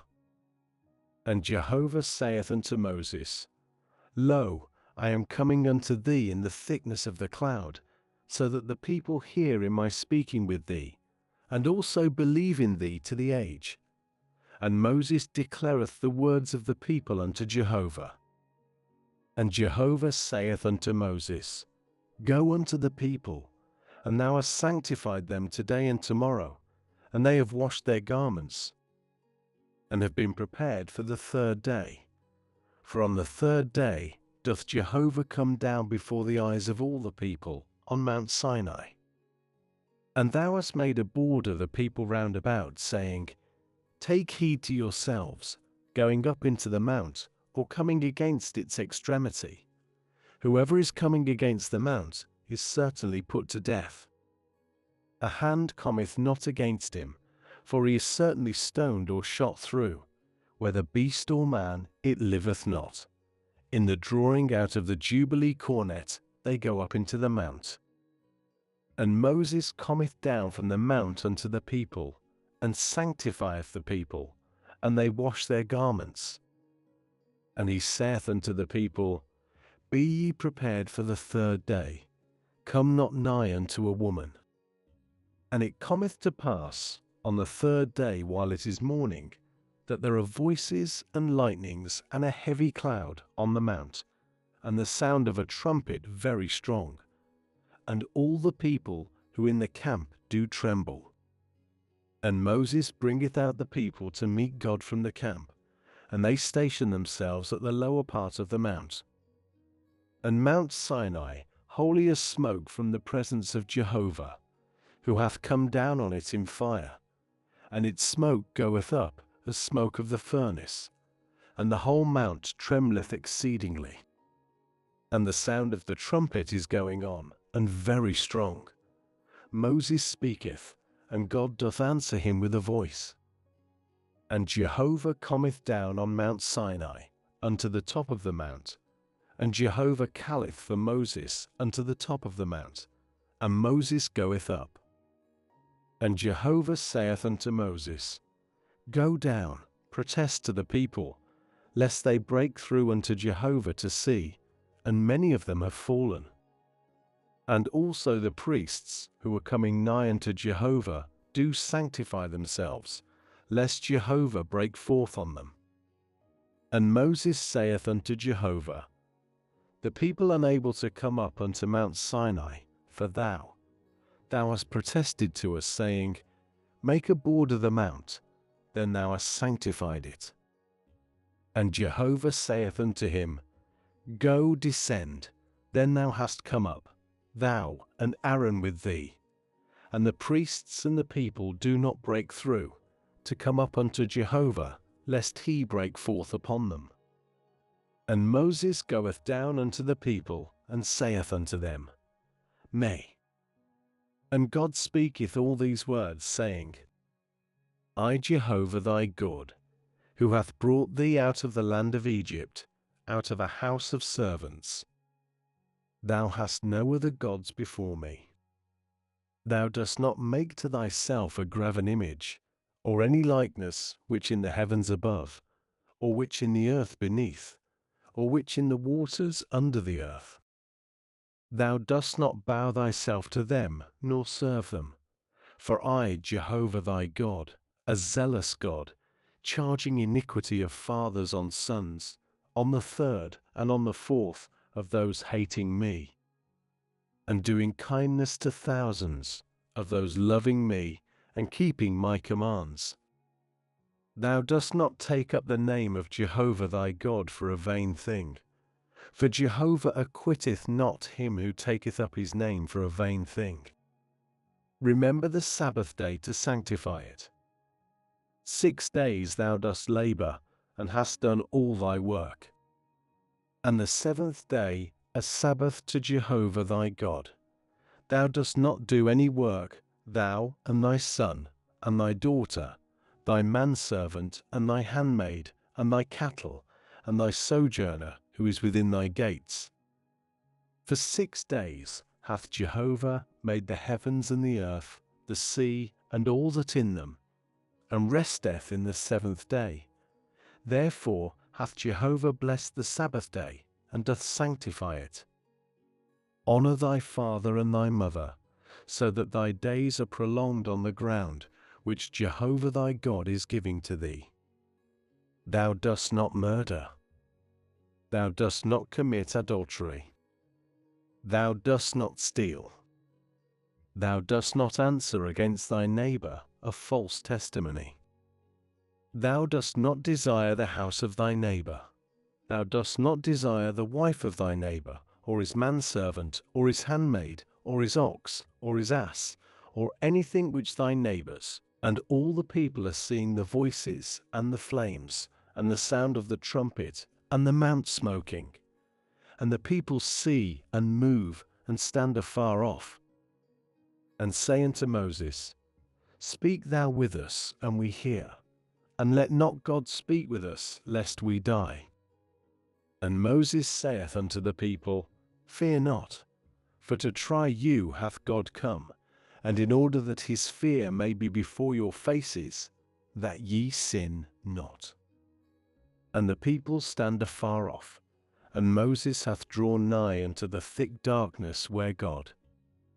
And Jehovah saith unto Moses, Thus dost thou say unto the sons of Israel, Ye have seen that from the heavens I have spoken with you. Ye do not make with me gods of silver, even gods of gold. Ye do not make to yourselves. An altar of earth thou dost make for me, and thou hast sacrificed on it thy burnt offerings and thy peace offerings, thy flock and thy herd. In every place where I cause my name to be remembered, I come in unto thee, and have blessed thee. And if an altar of stones thou dost make to me, thou dost not build them of hewn work. When thy tool thou hast waved over it, then thou dost pollute it. Neither dost thou go up by steps on mine altar. that thy nakedness be not revealed upon it. And these the judgments which thou dost set before them. When thou buyest a Hebrew servant, 6 years he doth serve, and in the 7th he goeth out as a freeman for naught. If by himself he cometh in, by himself he goeth out. If he owner of a wife, and his wife hath gone out with him. If his lord give to him a wife, and she hath borne to him sons or daughters, the wife and her children are her lord's, and he goeth out by himself. And if the servant really say, I have loved my lord, my wife, and my sons, I do not go out free, then hath his lord brought him nigh unto God, and hath brought him nigh unto the door, or unto the side post, and his lord hath bored his ear with an awl, and he hath served him to the age. And when a man selleth his daughter for a handmaid, she doth not go out according to the going out of the men servants. If evil in the eyes of her lord, so that he hath not betrothed her, then he hath let her be ransomed. To a strange people he hath not power to sell her, in his dealing treacherously with her. And if to his son he betroth her, according to the right of daughters he doth to her. If another he take for him her food, her covering, and her habitation, he doth not withdraw. And if these 3 he do not to her, then she hath gone out for naught, without money. He who smiteth a man so that he hath died, is certainly put to death. As to him who hath not laid wait, and God hath brought to his hand, I have even set for thee a place whither he doth flee. And when a man doth presume against his neighbor to slay him with subtlety, from mine altar thou dost take him to die. And he who smiteth his father or his mother is certainly put to death. And he who stealeth a man, and hath sold him, and he hath been found in his hand, is certainly put to death. And he who is reviling his father or his mother is certainly put to death. And when men contend, and a man hath smitten his neighbor with a stone, or with the fist, and he die not, but hath fallen on the bed, if he rise, and hath gone up and down without on his staff, then hath the smiter been acquitted. Only his cessation he giveth, and he is thoroughly healed.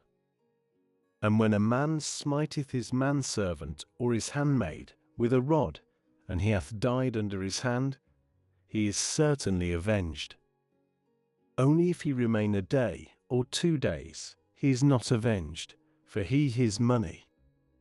And when men strive, and have smitten a pregnant woman, and her children have come out, and there is no mischief, he is certainly fined, as the husband of the woman doth lay upon him, and he hath given through the judges. And if there is mischief, then thou hast given life for life, eye for eye, tooth for tooth, hand for hand, foot for foot, burning for burning, wound for wound, stripe for stripe. And when a man smiteth the eye of his manservant, or the eye of his handmaid, and hath destroyed it, as a freeman he doth send him away for his eye. And if a tooth of his manservant, or a tooth of his handmaid he knock out, as a freeman he doth send him away for his tooth. And when an ox doth gore man or woman, and they have died, the ox is certainly stoned, and his flesh is not eaten, and the owner of the ox acquitted.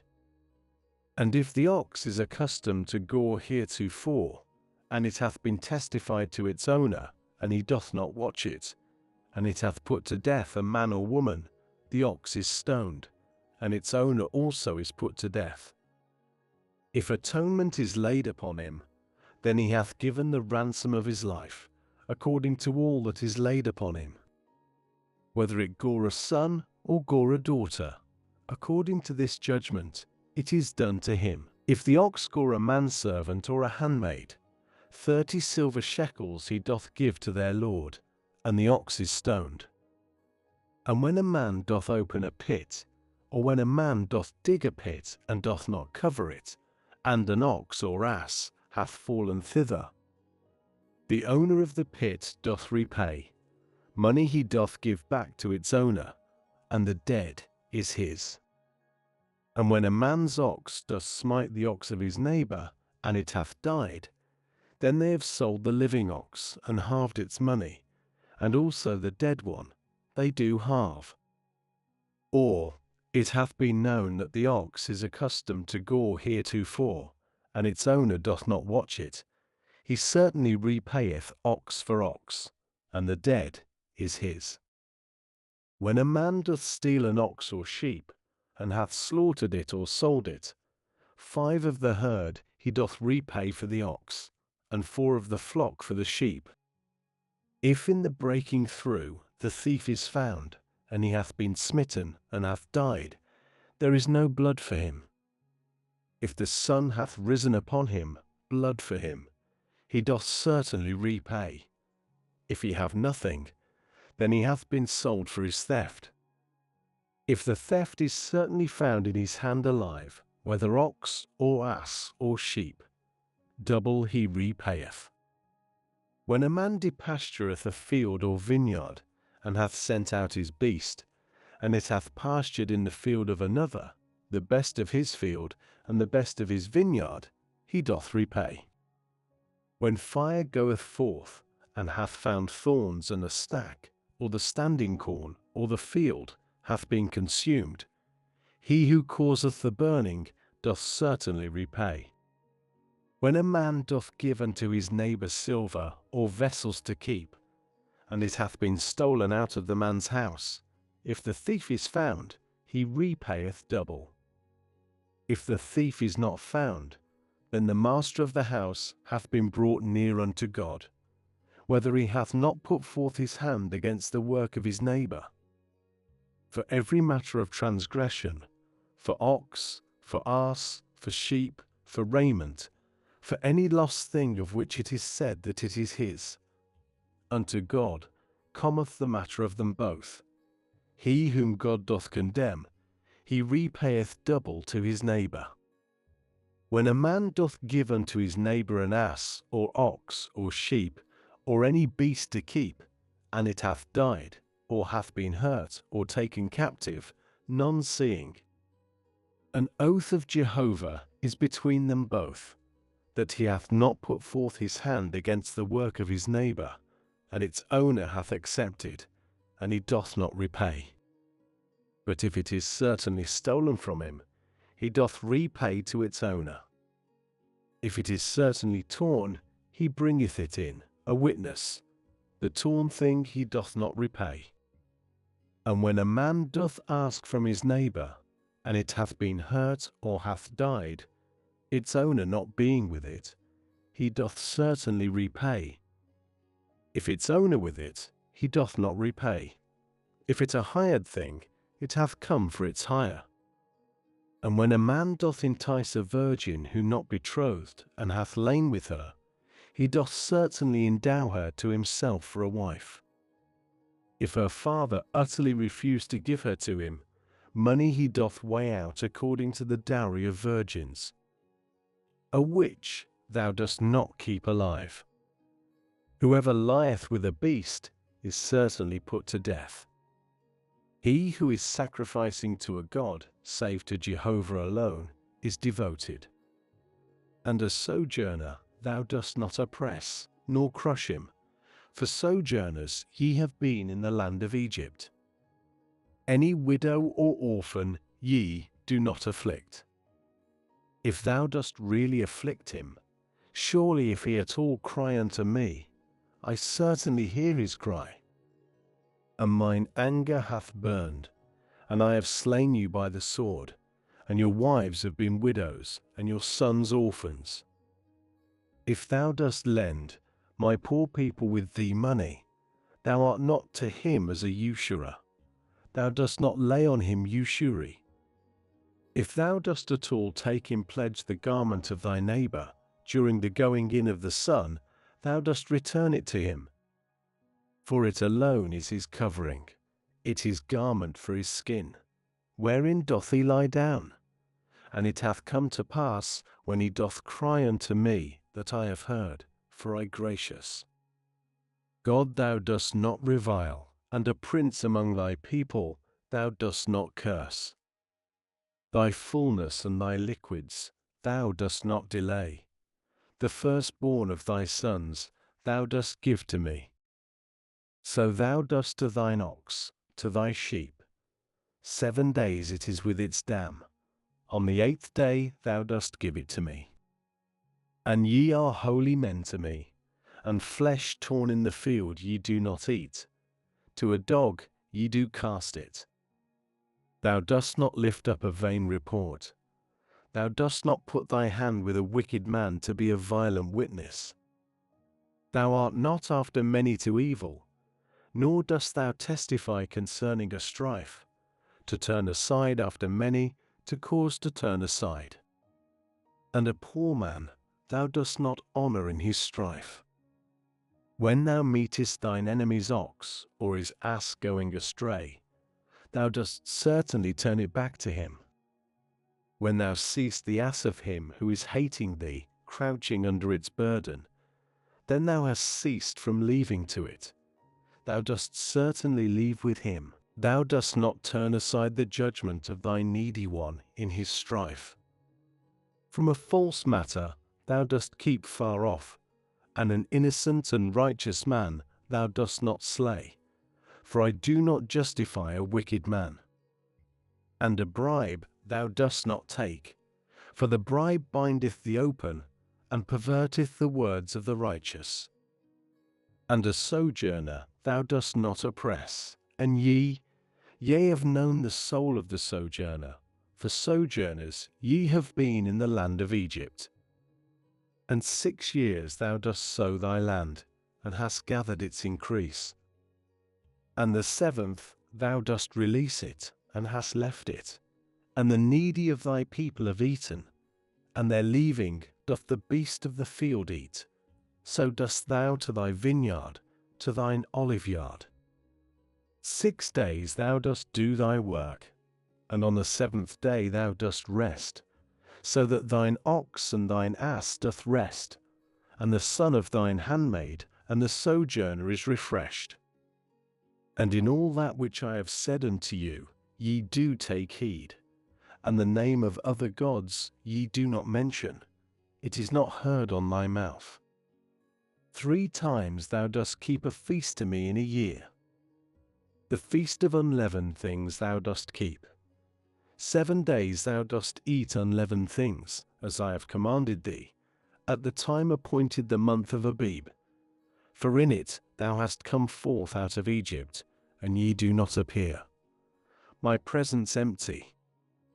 And the feast of harvest, the first fruits of thy works, which thou sowest in the field, and the feast of the ingathering, in the outgoing of the year, in thy gathering thy works out of the field. 3 times in a year do all thy males appear before the face of the Lord Jehovah. Thou dost not sacrifice on a fermented thing the blood of my sacrifice, and the fat of my festival doth not remain till morning. The beginning of the first fruits of thy ground thou dost bring into the house of Jehovah thy God.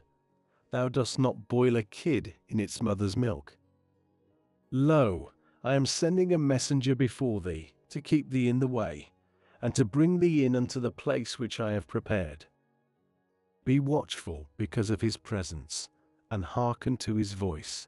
Rebel not against him, for he beareth not with your transgression, for my name in his heart. For if thou diligently hearken to his voice, and hast done all that which I speak, then I have been at enmity with thine enemies, and have distressed those distressing thee. For my messenger goeth before thee, and hath brought thee in unto the Amorite, and the Hittite, and the Perizzite, and the Canaanite, the Hivite, and the Jebusite, and I have cut them off. Thou dost not bow thyself to their gods, nor serve them, nor do according to their doings, but dost utterly devote them, and thoroughly break their standing pillars. And ye have served Jehovah your God, and he hath blessed thy bread and thy water, and I have turned aside sickness from thine heart. There is not a miscarrying and barren one in thy land. The number of thy days I fulfill. My terror I send before thee, and I have put to death all the people among whom thou comest, and I have given the neck of all thine enemies unto thee. And I have sent the hornet before thee, and it hath cast out the Hivite, the Canaanite, and the Hittite from before thee. I cast them not out from before thee in 1 year, lest the land be a desolation, and the beast of the field hath multiplied against thee. Little I cast them out from before thee, till thou art fruitful, and hast inherited the land. And I have set thy border from the Red Sea, even unto the sea of the Philistines, and from the wilderness unto the river. For I give into your hand the inhabitants of the land, and thou hast cast them out from before thee. Thou dost not make a covenant with them, and with their gods. They do not dwell in thy land, lest they cause thee to sin against me when thou servest their gods, when it becometh a snare to thee. And unto Moses he said, Come up unto Jehovah, thou, and Aaron, Nadab, and Abihu, and 70 of the elders of Israel, and ye have bowed yourselves afar off. And Moses hath drawn nigh by himself unto Jehovah, and they draw not nigh, and the people go not up with him. And Moses cometh in, and recounteth to the people all the words of Jehovah, and all the judgments, and all the people answer one voice, and say, All the words which Jehovah hath spoken we do. And Moses writeth all the words of Jehovah, and riseth early in the morning, and buildeth an altar under the hill, and 12 standing pillars for the 12 tribes of Israel. And he sendeth the youths of the sons of Israel, and they cause burnt offerings to ascend, and sacrifices of peace offerings to Jehovah, calves. And Moses taketh half of the blood, and putteth in basins, and half of the blood hath he sprinkled on the altar. And he taketh the book of the covenant, and proclaimeth in the ears of the people, and they say, All that which Jehovah hath spoken we do, and obey. And Moses taketh the blood, and sprinkleth on the people, and saith, Lo, the blood of the covenant which Jehovah hath made with you, concerning all these things. And Moses goeth up, Aaron also, Nadab and Abihu, and 70 of the elders of Israel. And they see the God of Israel, and under his feet as the white work of the sapphire, and as the substance of the heavens for purity. And unto those of the sons of Israel who are near, he hath not put forth his hand, and they see God, and eat and drink. And Jehovah saith unto Moses, Come up unto me to the mount, and be there, and I give to thee the tables of stone, and the law, and the command, which I have written to direct them. And Moses riseth, Joshua his minister also, and Moses goeth up unto the mount of God. And unto the elders he hath said, Abide ye for us in this, until that we turn back unto you, and lo, Aaron and Hur with you. He who hath matters doth come nigh unto them. And Moses goeth up unto the mount, and the cloud covereth the mount. And the honor of Jehovah doth tabernacle on Mount Sinai, and the cloud covereth it 6 days. And he calleth unto Moses on the 7th day from the midst of the cloud. And the appearance of the honor of Jehovah as a consuming fire on the top of the mount, before the eyes of the sons of Israel. And Moses goeth into the midst of the cloud, and goeth up unto the mount, and Moses is on the mount 40 days and 40 nights. And Jehovah speaketh unto Moses, saying, Speak unto the sons of Israel, and they take for me a heave offering. From every man whose heart impelleth him, ye do take my heave offering. And this the heave offering which ye take from them, gold and silver and brass, and blue and purple and scarlet and linen and goats, and ram skins made red, and badger skins, and shittim wood, oil for the light, spices for the anointing oil, and for the perfume of the spices, shoam stones, and stones for setting for an ephod, and for a breastplate. And they have made for me a sanctuary, and I have tabernacled in their midst. According to all that which I am shewing thee, the pattern of the tabernacle, and the pattern of all its vessels, even so ye do make. And they have made an ark of shittim wood, 2 cubits and a half its length, and 1 cubit and a half its breadth, and 1 cubit and a half its height. And thou hast overlaid it pure gold, within and without thou dost overlay it, and thou hast made on it a ring of gold round about. And thou hast cast for it 4 rings of gold, and hast put on its 4 feet, even 2 rings on its one side, and 2 rings on its second side. And thou hast made staves of shittim wood, and hast overlaid them gold, and hast brought the staves into the rings on the sides of the ark, to bear the ark by them. In the rings of the ark are the staves, they are not turned aside from it. And thou hast put unto the ark the testimony which I give unto thee. And thou hast made a mercy seat of pure gold, 2 cubits and a half its length, and 1 cubit and a half its breadth. And thou hast made 2 cherubs of gold, beaten work dost thou make them, at the 2 ends of the mercy seat. And make thou 1 cherub at the end on this side, and 1 cherub at the end on that. At the mercy seat ye do make the cherubs on its 2 ends. And the cherubs have been spreading out wings on high, covering the mercy seat over with their wings and their faces, one towards another. Towards the mercy seat are the faces of the cherubs. And thou hast put the mercy seat on the ark above, and unto the ark thou dost put the testimony which I give unto thee. And I have met with thee there, and have spoken with thee from off the mercy seat, from between the 2 cherubs which on the ark of the testimony, all that which I command thee concerning the sons of Israel. And thou hast made a table of shittim wood, 2 cubits its length, and 1 cubit its breadth, and 1 cubit and a half its height. And hast overlaid it pure gold, and hast made for it a crown of gold round about, and hast made for it a border of 1 handbreadth round about, and hast made a crown of gold to its border round about.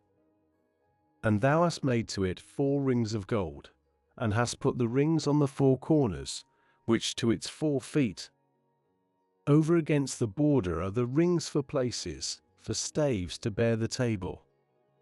And thou hast made the staves of shittim wood, and hast overlaid them with gold, and the table hath been borne with them. And thou hast made its dishes, and its bowls, and its covers, and its cups, with which they pour out. Of pure gold thou dost make them. And thou hast put on the table bread of the presence before me continually. And thou hast made a candlestick of pure gold. Of beaten work is the candlestick made, its base and its branch, its calyxes, its knops, and its flowers are of the same, and 6 branches are coming out of its sides, 3 branches of the candlestick out of the one side, and 3 branches of the candlestick out of the second side. 3 calyxes made like almonds in the one branch, a knop and a flower, and 3 calyxes made like almonds in one branch, a knop and a flower.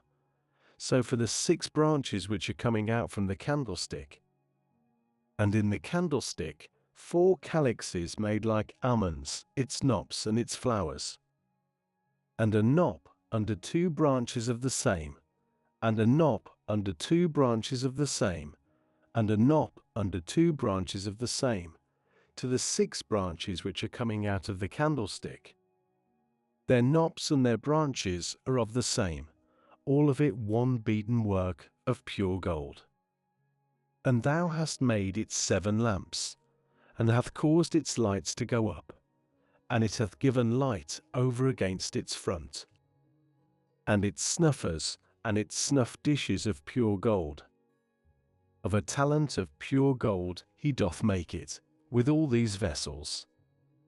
And see thou, and do by their pattern, which thou art shown in the mount. And thou dost make the tabernacle, 10 curtains of twined linen, and blue, and purple, and scarlet. Cherubs, work of a designer, thou dost make them. The length of the one curtain 8 and 20 by the cubit, and the breadth of the one curtain 4 by the cubit, one measure to all the curtains.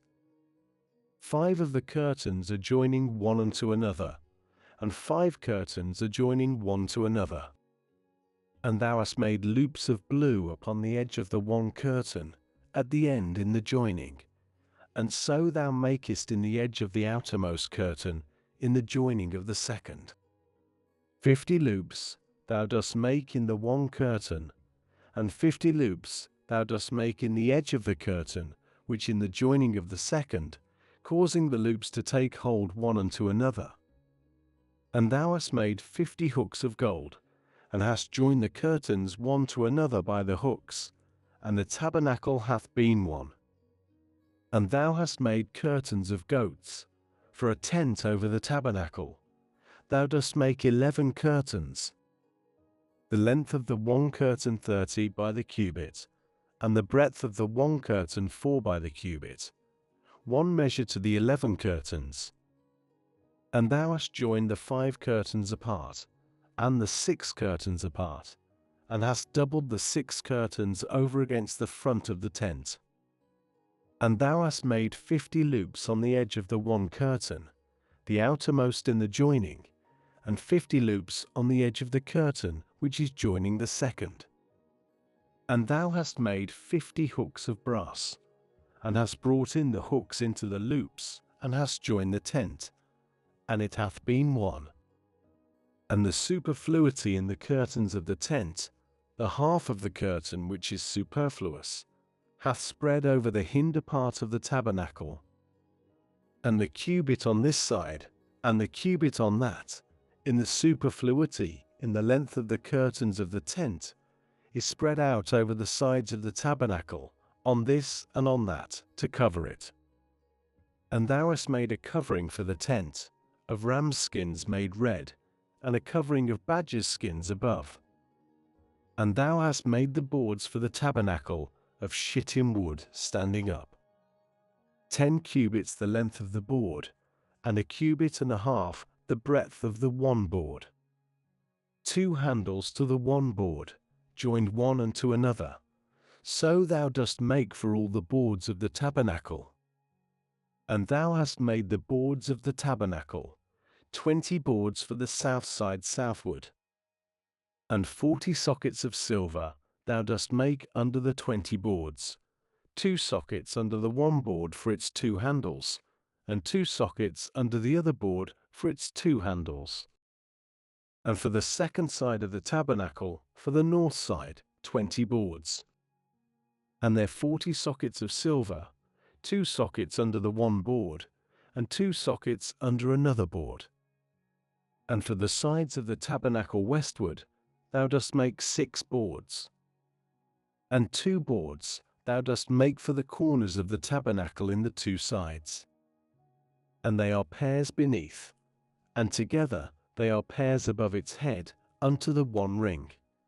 So is it for them both, they are for the 2 corners. And they have been 8 boards, and their sockets of silver, 16 sockets, 2 sockets under the one board, and 2 sockets under another board. And thou hast made bars of shittim wood, 5 for the boards of the one side of the tabernacle, and 5 bars for the boards of the second side of the tabernacle, and 5 bars for the boards of the side of the tabernacle at the 2 sides westward. And one hath caused the middle bar in the midst of the boards to reach from end unto end. And the boards thou dost overlay gold, and their rings thou dost make of gold places for bars, and hast overlaid their bars with gold. And thou hast raised up the tabernacle according to its fashion, which thou hast been shown in the mount. And thou hast made a veil of blue, and purple, and scarlet, and twined linen, work of a designer. He maketh it cherubs. And thou hast put it on 4 pillars of shittim wood, overlaid gold, their pegs of gold, on 4 sockets of silver. And thou hast put the veil under the hooks, and hast brought in thither within the veil the ark of the testimony. And the veil hath made a separation for you between the holy and the holy of holies. And thou hast put the mercy seat on the ark of the testimony in the holy of holies. And thou hast set the table at the outside of the veil, and the candlestick over against the table on the side of the tabernacle southward, and the table thou dost put on the north side. And thou hast made a covering for the opening of the tent, blue and purple and scarlet, and twined linen, work of an embroiderer. And thou hast made for the covering 5 pillars of shittim, and hast overlaid them gold, their pegs of gold. And thou hast cast for them 5 sockets of brass. And thou hast made the altar of shittim wood, 5 cubits the length, and 5 cubits the breadth. The altar is square, and 3 cubits its height. And thou hast made its horns on its 4 corners. Its horns are of the same, and thou hast overlaid it brass. And thou hast made its pots to remove its ashes, and its shovels, and its bowls, and its forks, and its firepans, even all its vessels, thou dost make of brass. And thou hast made for it a grate of network of brass, and hast made on the net 4 rings of brass on its 4 extremities, and hast put it under the compass of the altar beneath, and the net hath been unto the middle of the altar. And thou hast made staves for the altar, staves of shittim wood, and hast overlaid them brass. And the staves have been brought into the rings, and the staves have been on the 2 sides of the altar in bearing it. Hollow with boards thou dost make it, as it hath been showed thee in the mount, so do they make. And thou hast made the court of the tabernacle, for the south side southward, hangings for the court of twined linen, 100 by the cubit, the length for the one side. And its 20 pillars, and their 20 sockets of brass, the pegs of the pillars, and their fillets of silver. And so for the north side in length, hangings of 100 in length, and its 20 pillars, and their 20 sockets of brass, the pegs of the pillars, and their fillets of silver. And the breadth of the court at the west side, hangings of 50 cubits, their pillars 10, and their sockets 10. And the breadth of the court at the east side, eastward, 50 cubits. And the hangings at the side 15 cubits, their pillars 3, and their sockets 3. And at the second side, hangings 15, their pillars 3, and their sockets 3. And for the gate of the court, a covering of 20 cubits, blue and purple and scarlet, and twined linen, work of an embroiderer, their pillars 4, their sockets 4. All the pillars of the court round about filleted silver, their pegs silver, and their sockets brass. The length of the court 100 by the cubit, and the breadth 50 by 50, and the height 5 cubits of twined linen, and their sockets brass. Even all the vessels of the tabernacle, in all its service, and all its pins, and all the pins of the court, brass. And thou dost command the sons of Israel, and they bring unto thee pure beaten olive oil for the light, to cause the lamp to go up continually. In the tent of meeting, at the outside of the veil, which over the testimony, doth Aaron, his sons also, arrange it from evening till morning before Jehovah, a statute age during to their generations from the sons of Israel. And thou, bring now near unto thee Aaron thy brother, and his sons with him, from the midst of the sons of Israel, for his being priest to me, Aaron, Nadab, and Abihu, Eleazar, and Ithamar, sons of Aaron. And thou hast made holy garments for Aaron thy brother, for honor and for beauty. And thou dost speak unto all the wise of heart, whom I have filled a spirit of wisdom, and they have made the garments of Aaron to sanctify him for his being priest to me. And these the garments which they make, a breastplate, and an ephod, and an upper robe, and an embroidered coat, a mitre, and a girdle. Yea, they have made holy garments for Aaron thy brother, and for his sons, for his being priest to me. And they take the gold, and the blue, and the purple, and the scarlet, and the linen, and have made the ephod of gold, blue, and purple, and scarlet, and twined linen, work of a designer. It hath 2 shoulders joining at its 2 ends, and it is joined. And the girdle of his ephod, which on him, according to its work, is of the same, of gold, blue, and purple, and scarlet, and twined linen. And thou hast taken the 2 shoam stones, and hast opened on them the names of the sons of Israel. 6 of their names on the 1 stone, and the names of the remaining 6 on the 2nd stone, according to their births. The work of an engraver in stone, openings of a signet. Thou dost open the 2 stones by the names of the sons of Israel. Turned round, embroidered gold, thou dost make them. And thou hast set the 2 stones on the shoulders of the ephod, stones of memorial to the sons of Israel. And Aaron hath borne their names before Jehovah on his 2 shoulders for a memorial. And thou hast made embroidered things of gold, and 2 chains of pure gold, wreathed work thou dost make them, work of thick bands, and thou hast put the thick chains on the embroidered things. And thou hast made a breastplate of judgment, work of a designer. According to the work of the ephod thou dost make it, of gold, blue, and purple, and scarlet, and twined linen thou dost make it. It is square, doubled, a span its length, and a span its breadth. And thou hast set in it settings of stone, 4 rows of stone, a row of sardius, topaz, and carbuncle, the 1st row, and the 2nd row emerald, sapphire, and diamond, and the 3rd row opal, agate, and amethyst, and the 4th row beryl, and onyx, and jasper, embroidered with gold, are they in their settings. And the stones are according to the names of the sons of Israel, 12, according to their names, openings of a signet, each by his name are they for the 12 tribes. And thou hast made on the breastplate wreathed chains, work of thick bands, of pure gold.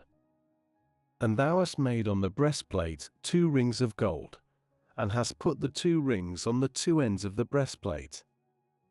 And thou hast put the 2 thick bands of gold on the 2 rings at the ends of the breastplate.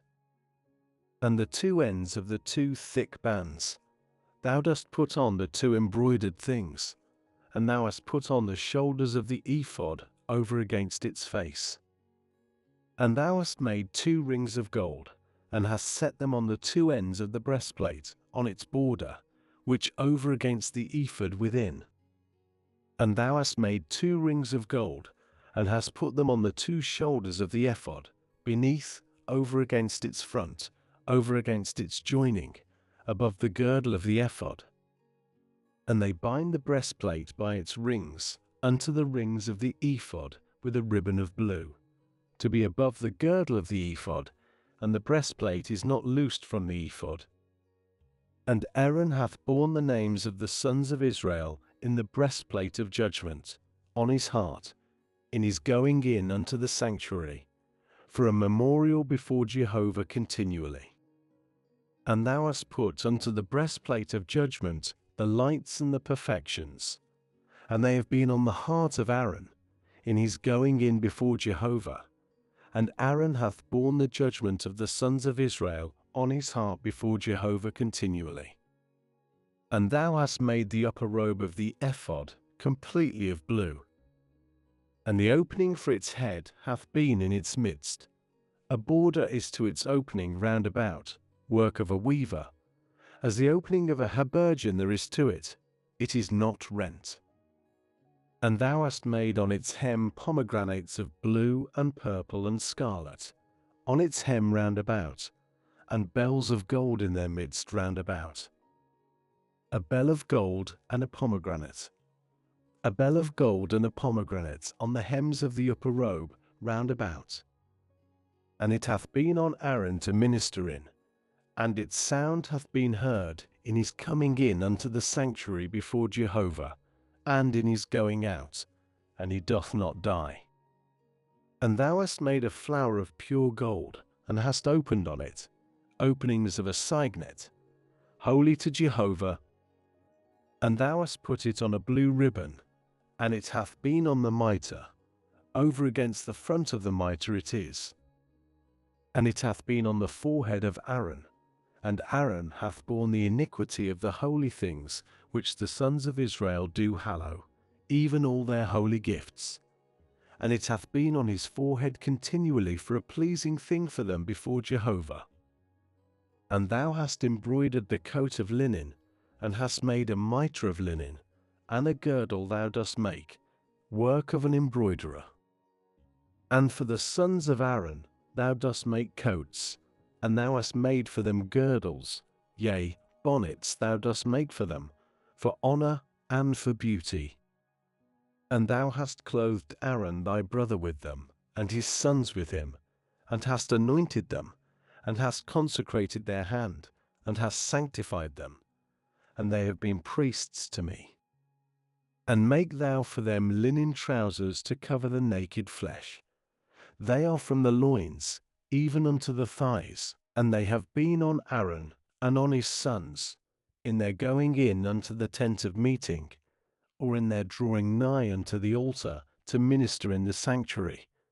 And they do not bear iniquity, nor have they died. A statute aged during to him, and to his seed after him. And this the thing which thou dost to them, to hallow them, for being priests to me.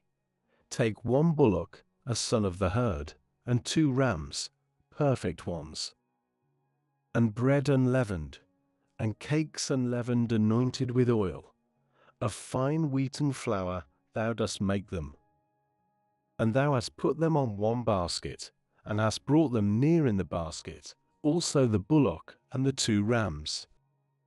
And Aaron and his sons thou dost bring near unto the opening of the tent of meeting, and hast bathed them with water.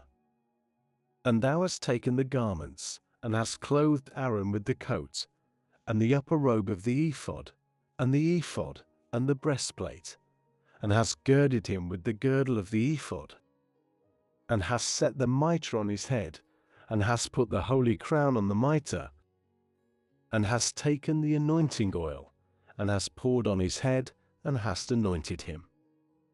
And his sons thou dost bring near, and hast clothed them coats, and hast girded them a girdle, Aaron and his sons, and hast bound on them bonnets, and the priesthood hath been theirs by a statute aged during, and thou hast consecrated the hand of Aaron, and the hand of his sons, and hast brought near the bullock before the tent of meeting, and Aaron hath laid, his sons also, their hands on the head of the bullock.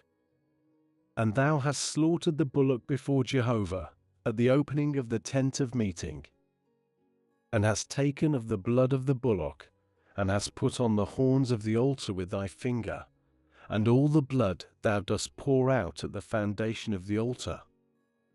And thou hast taken all the fat which is covering the inwards, and the redundance on the liver, and the 2 kidneys, and the fat which on them, and hast made perfume on the altar. And the flesh of the bullock, and his skin, and his dung, thou dost burn with fire at the outside of the camp, it a sin offering. And the 1 ram thou dost take, and Aaron and his sons have laid their hands on the head of the ram. And thou hast slaughtered the ram, and hast taken its blood, and hast sprinkled on the altar round about. And the ram thou dost cut into its pieces, and hast washed its inwards, and its legs, and hast put on its pieces, and on its head. And thou hast made perfume with the whole ram on the altar, it a burnt offering to Jehovah, a sweet fragrance, a fire offering it to Jehovah. And thou hast taken the 2nd ram, and Aaron hath laid, his sons also, their hands on the head of the ram. And thou hast slaughtered the ram, and hast taken of its blood, and hast put on the tip of the right ear of Aaron, and on the tip of the right ear of his sons, and on the thumb of their right hand, and on the great toe of their right foot, and hast sprinkled the blood on the altar round about. And thou hast taken of the blood which on the altar, and of the anointing oil, and hast sprinkled on Aaron, and on his garments, and on his sons, and on the garments of his sons with him, and he hath been hallowed, he, and his garments, and his sons, and the garments of his sons with him. And thou hast taken from the ram the fat, and the fat tail, and the fat which is covering the inwards, and the redundance on the liver, and the 2 kidneys, and the fat which on them, and the right leg, for it a ram of consecration. And 1 round cake of bread, and 1 cake of oiled bread, and 1 thin cake out of the basket of the unleavened things which before Jehovah. And thou hast set the whole on the hands of Aaron, and on the hands of his sons, and hast waved them, a wave offering before Jehovah. And thou hast taken them out of their hand, and hast made perfume on the altar beside the burnt offering, for sweet fragrance before Jehovah, a fire offering it to Jehovah. And thou hast taken the breast from the ram of the consecration, which for Aaron, and hast waved it, a wave offering before Jehovah, and it hath become thy portion. And thou hast sanctified the breast of the wave offering, and the leg of the heave offering, which hath been waved, and which hath been lifted up from the ram of the consecration, of that which for Aaron, and of that which for his sons. And it hath been for Aaron and for his sons, by a statute age during from the sons of Israel, for it a heave offering. And it is a heave offering from the sons of Israel, from the sacrifices of their peace offerings, their heave offering to Jehovah. And the holy garments which are Aaron's are for his sons after him, to be anointed in them, and to consecrate in them their hand. 7 days doth the priest in his stead of his sons put them on, when he goeth in unto the tent of meeting, to minister in the sanctuary. And the ram of the consecration thou dost take, and hast boiled its flesh in the holy place. And Aaron hath eaten, his sons also, the flesh of the ram, and the bread which in the basket, at the opening of the tent of meeting. And they have eaten those things by which there is atonement to consecrate their hand to sanctify them. And a stranger doth not eat, for they holy. And if there be left of the flesh of the consecration, or of the bread till the morning, then thou hast burned that which is left with fire. It is not eaten, for it holy. And thou hast done thus to Aaron and to his sons, according to all that I have commanded thee. 7 days thou dost consecrate their hand. And a bullock, a sin offering, thou dost prepare daily for the atonements, and thou hast atoned for the altar, in thy making atonement on it, and hast anointed it to sanctify it. 7 days thou dost make atonement for the altar, and hast sanctified it. And the altar hath been most holy. All that is coming against the altar is holy. And this, that which thou dost prepare on the altar, 2 lambs, sons of a year, daily continually. The 1 lamb thou dost prepare in the morning, and the 2nd lamb thou dost prepare between the evenings. And 1/10 of fine flour, mixed with beaten oil, 1/4 part of a hin, and a libation, 1/4 part of a hin, of wine, for the 1 lamb. And the 2nd lamb thou dost prepare between the evenings, according to the present of the morning, and according to its libation, thou dost prepare for it, for sweet fragrance, a fire offering to Jehovah. A continual burnt offering for your generations, at the opening of the tent of meeting, before Jehovah, whither I am met with you, to speak unto thee there. And I have met there with the sons of Israel, and it hath been sanctified by my honor. And I have sanctified the tent of meeting, and the altar, and Aaron and his sons I sanctify for being priests to me. And I have tabernacled in the midst of the sons of Israel, and have become their God. And they have known that I, Jehovah their God, who hath brought them out of the land of Egypt, that I may tabernacle in their midst, I Jehovah their God. And thou hast made an altar making perfume, shittim wood thou dost make it, 1 cubit its length, and 1 cubit its breadth, it is square, and 2 cubits its height, its horns of the same. And thou hast overlaid it with pure gold, its top, and its sides round about, and its horns. And thou hast made to it a crown of gold round about. And 2 rings of gold thou dost make to it under its crown. On its 2 ribs thou dost make, on its 2 sides, and they have become places for staves, to bear it with them. And thou hast made the staves of shittim wood, and hast overlaid them with gold. And thou hast put it before the veil, which by the ark of the testimony, before the mercy seat which over the testimony, whither I am met with thee. And Aaron hath made perfume on it, perfume of spices, morning by morning. In his making the lamps right, he doth perfume it. And in Aaron's causing the lamps to go up between the evenings, he doth perfume it, a continual perfume before Jehovah to your generations. Ye do not cause strange perfume to go up upon it, and burnt offering, and present, and libation, ye do not pour out on it. And Aaron hath made atonement on its horns, once in a year, by the blood of the sin offering of atonements. Once in a year doth he make atonement for it, to your generations, it most holy to Jehovah. And Jehovah speaketh unto Moses, saying, When thou takest up the sum of the sons of Israel for their numbers, then they have given each an atonement his soul to Jehovah in their being numbered, and there is no plague among them in their being numbered. This they do give, every one passing over unto those numbered, 1/2 shekel, by the shekel of the sanctuary, the shekel 20 gerahs, 1/2 shekel, the heave offering to Jehovah. Every one passing over unto those numbered, from a son of 20 years and upwards, doth give the heave offering of Jehovah. The rich doth not multiply, and the poor doth not diminish from the 1/2 shekel, to give the heave offering of Jehovah, to make atonement for your souls. And thou hast taken the atonement money from the sons of Israel, and hast given it for the service of the tent of meeting.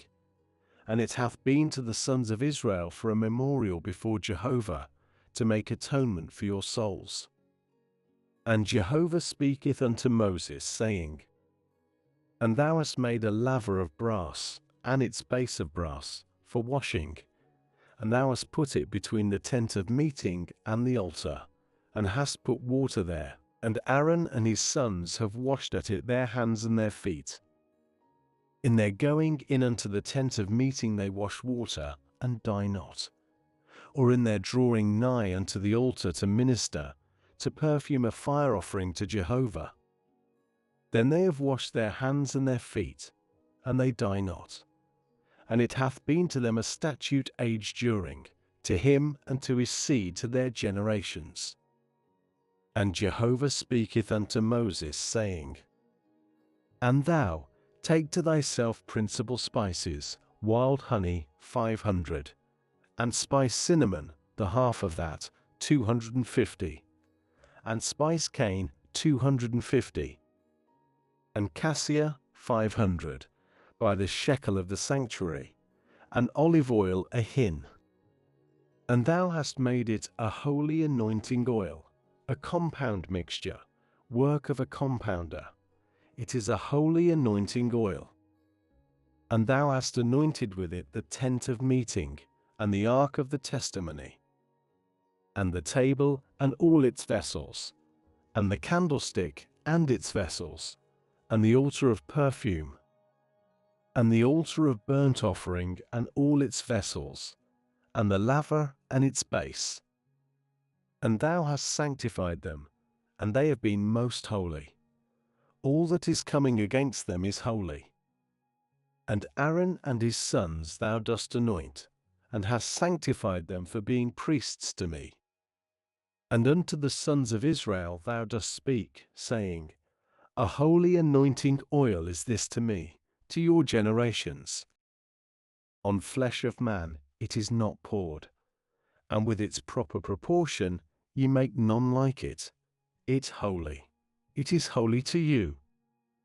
A man who compoundeth like it, or who putteth of it on a stranger, hath even been cut off from his people. And Jehovah saith unto Moses, Take to thee spices, stacked, and onycha, and galbanum, spices, and pure frankincense. They are part for part. And thou hast made it a perfume, a compound, work of a compounder, salted, pure, holy. And thou hast beaten of it small, and hast put of it before the testimony, in the tent of meeting, whither I am met with thee. Most holy it is to you. As to the perfume which thou makest, with its proper proportion, ye do not make to yourselves.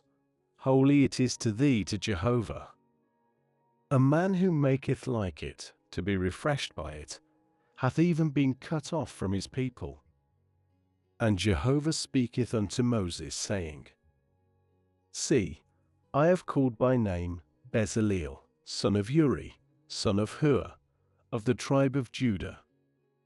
And I fill him the Spirit of God, in wisdom, and in understanding, and in knowledge, and in all work, to devise devices to work in gold, and in silver, and in brass, and engraving of stone for settings, and engraving of wood to work in all work. And lo, I have given with him Aholiab, son of Ahisamach, of the tribe of Dan, and in the heart of every wise-hearted one I have given wisdom, and they have made all that which I have commanded thee. The tent of meeting, and the ark of testimony, and the mercy seat which on it, and all the vessels of the tent, and the table and its vessels, and the pure candlestick and all its vessels, and the altar of the perfume, and the altar of the burnt offering and all its vessels, and the laver and its base, and the colored garments, and the holy garments for Aaron the priest, and the garments of his sons, for acting as priests in, and the anointing oil, and the perfume of the spices for the sanctuary, according to all that I have commanded thee, they do. And Jehovah speaketh unto Moses, saying, And thou speak unto the sons of Israel, saying, Only my Sabbaths ye do keep, for it a sign between me and you, to your generations, to know that I, Jehovah, am sanctifying you. And ye have kept the Sabbath, for it holy to you. He who is polluting it is certainly put to death, for any who doeth work in it, that person hath even been cut off from the midst of his people. 6 days is work done, and in the 7th day a Sabbath of holy rest to Jehovah. Any who doeth work in the Sabbath day is certainly put to death. And the sons of Israel have observed the Sabbath, to keep the Sabbath to their generations a covenant age during. Between me and the sons of Israel, it's a sign to the age. For 6 days Jehovah made the heavens and the earth, and in the 7th day he hath ceased and is refreshed. And he giveth unto Moses, when he finisheth speaking with him in Mount Sinai, 2 tables of the testimony, tables of stone, written by the finger of God. And the people see that Moses is delaying to come down from the mount. And the people assemble against Aaron, and say unto him, Rise, make for us gods who go before us. For this Moses, the man who brought us up out of the land of Egypt, we have not known what hath happened to him. And Aaron saith unto them, Break off the rings of gold, which in the ears of your wives, your sons, and your daughters, and bring in unto me. And all the people themselves break off the rings of gold, which in their ears, and bring in unto Aaron, and he receiveth from their hand, and doth fashion it with a graving tool, and doth make it a molten calf. And they say, These thy gods, O Israel, who brought thee up out of the land of Egypt. And Aaron seeth, and buildeth an altar before it, and Aaron calleth, and saith, A festival to Jehovah, tomorrow. And they rise early on the morrow, and cause burnt offerings to ascend, and bring nigh peace offerings. And the people sit down to eat and to drink, and rise up to play. And Jehovah saith unto Moses, Go, descend, for thy people whom thou hast brought up out of the land of Egypt hath done corruptly. They have turned aside hastily from the way that I have commanded them. They have made for themselves a molten calf, and bow themselves to it, and sacrifice to it, and say, These thy gods, O Israel, who brought thee up out of the land of Egypt. And Jehovah saith unto Moses, I have seen this people, and lo, it a stiff-necked people. And now let me alone, and my anger doth burn against them, and I consume them, and I make thee become a great nation. And Moses appeaseth the face of Jehovah his God, and saith, Why, O Jehovah, doth thine anger burn against thy people, whom thou hast brought forth out of the land of Egypt with great power and with a strong hand? Why do the Egyptians speak, saying, For evil? He brought them out to slay them among mountains, and to consume them from off the face of the ground. Turn back from the heat of thine anger, and repent of the evil against thy people. Be mindful of Abraham, of Isaac, and of Israel, thy servants, to whom thou hast sworn by thyself, and unto whom thou speakest. I multiply your seed as stars of the heavens, and all this land, as I have said, I give to your seed, and they have inherited to the age. And Jehovah repenteth of the evil which he hath spoken of doing to his people. And Moses turneth, and goeth down from the mount, and the 2 tables of the testimony in his hand, tables written on both their sides, on this and on that they written.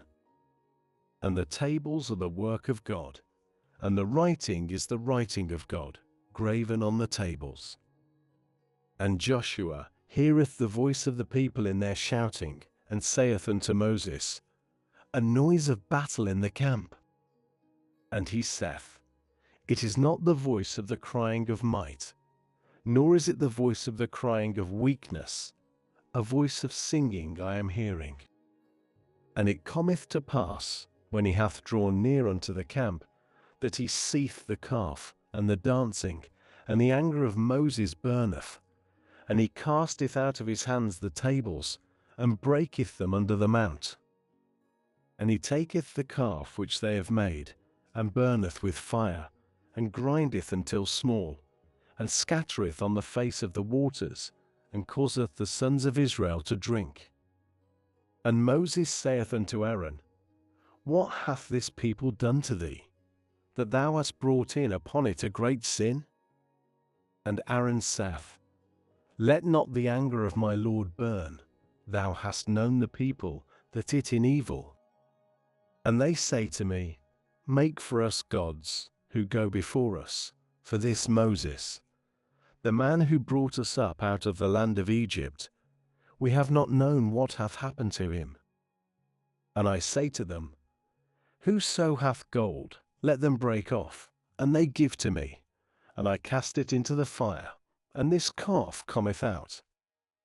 And Moses seeth the people that it unbridled, for Aaron hath made it unbridled for contempt among its withstanders. And Moses standeth in the gate of the camp, and saith, Who for Jehovah? Unto me.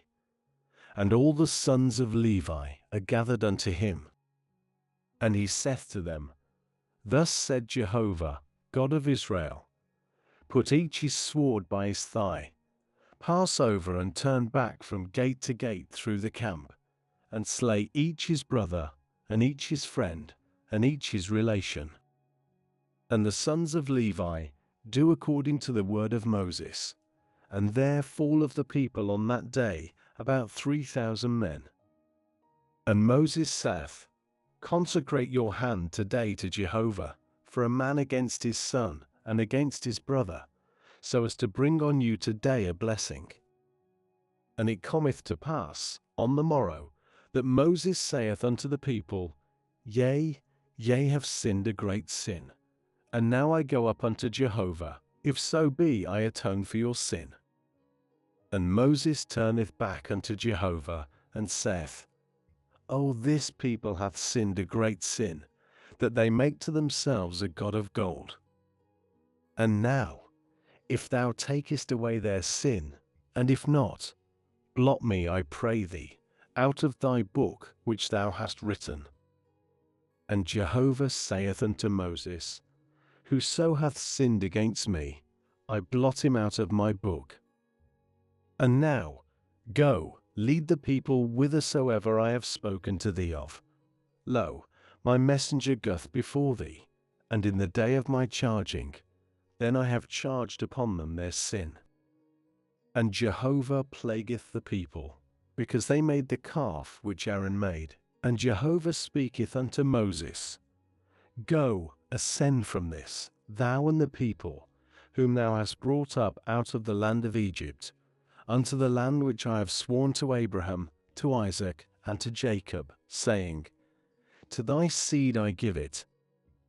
And I have sent before thee a messenger, and have cast out the Canaanite, the Amorite, and the Hittite, and the Perizzite, the Hivite, and the Jebusite, unto a land flowing with milk and honey.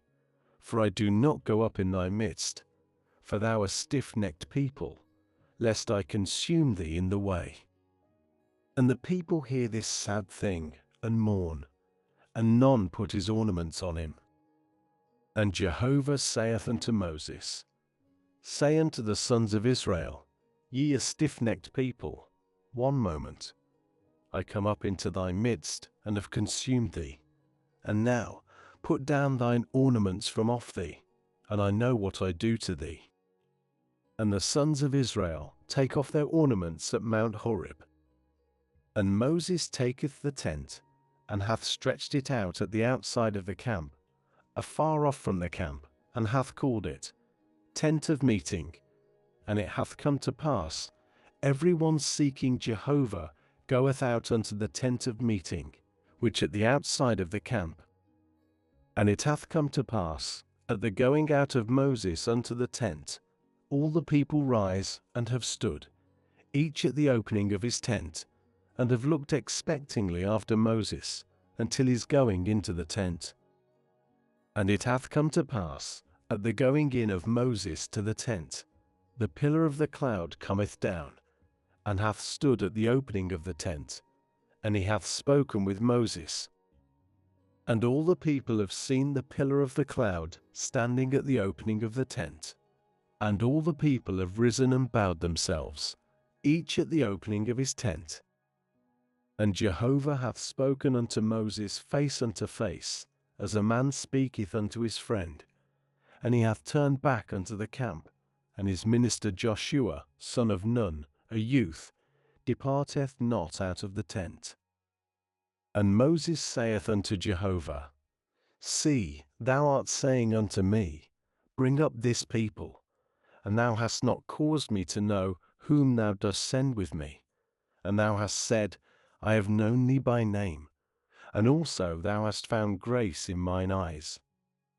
And now, if, I pray thee, I have found grace in thine eyes, cause me to know, I pray thee, thy way, and I know thee, so that I find grace in thine eyes, and consider that this nation thy people. And he saith, My presence doth go, and I have given rest to thee. And he saith unto him, If thy presence is not going, take us not up from this. And in what is it known now, that I have found grace in thine eyes, I and thy people? Is it not in thy going with us? And we have been distinguished, I and thy people, from all the people who on the face of the ground. And Jehovah saith unto Moses, Even this thing which thou hast spoken I do, for thou hast found grace in mine eyes, and I know thee by name.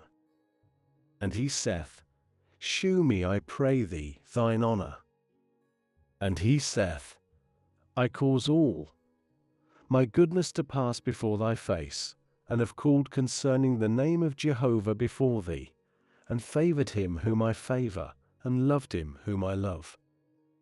He saith also, Thou art unable to see my face, for man doth not see me and live. Jehovah also saith, Lo, a place by me, and thou hast stood on the rock. And it hath come to pass, in the passing by of mine honour, that I have set thee in a cleft of the rock, and spread out my hands over thee, until my passing by. And I have turned aside my hands, and thou hast seen my back parts, and my face is not seen. And Jehovah saith unto Moses, Hew for thyself 2 tables of stone like the first, and I have written on the tables the words which were on the first tables, which thou hast broken. And be prepared at morning, and thou hast come up in the morning unto Mount Sinai, and hast stood before me there, on the top of the mount. And no man cometh up with thee, and also no man is seen in all the mount. Also the flock and the herd do not feed over against that mount. And he heweth 2 tables of stone like the first. And Moses riseth early in the morning, and goeth up unto Mount Sinai, as Jehovah commanded him. And he taketh in his hand 2 tables of stone.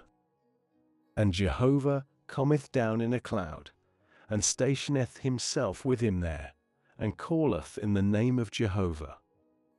And Jehovah passeth over before his face, and calleth, Jehovah, Jehovah God, merciful and gracious, slow to anger, and abundant in keenness and truth, keeping kindness for thousands, taking away iniquity and transgression and sin, and not entirely acquitting, charging iniquity of fathers on children, and on children's children, on a third and on a fourth.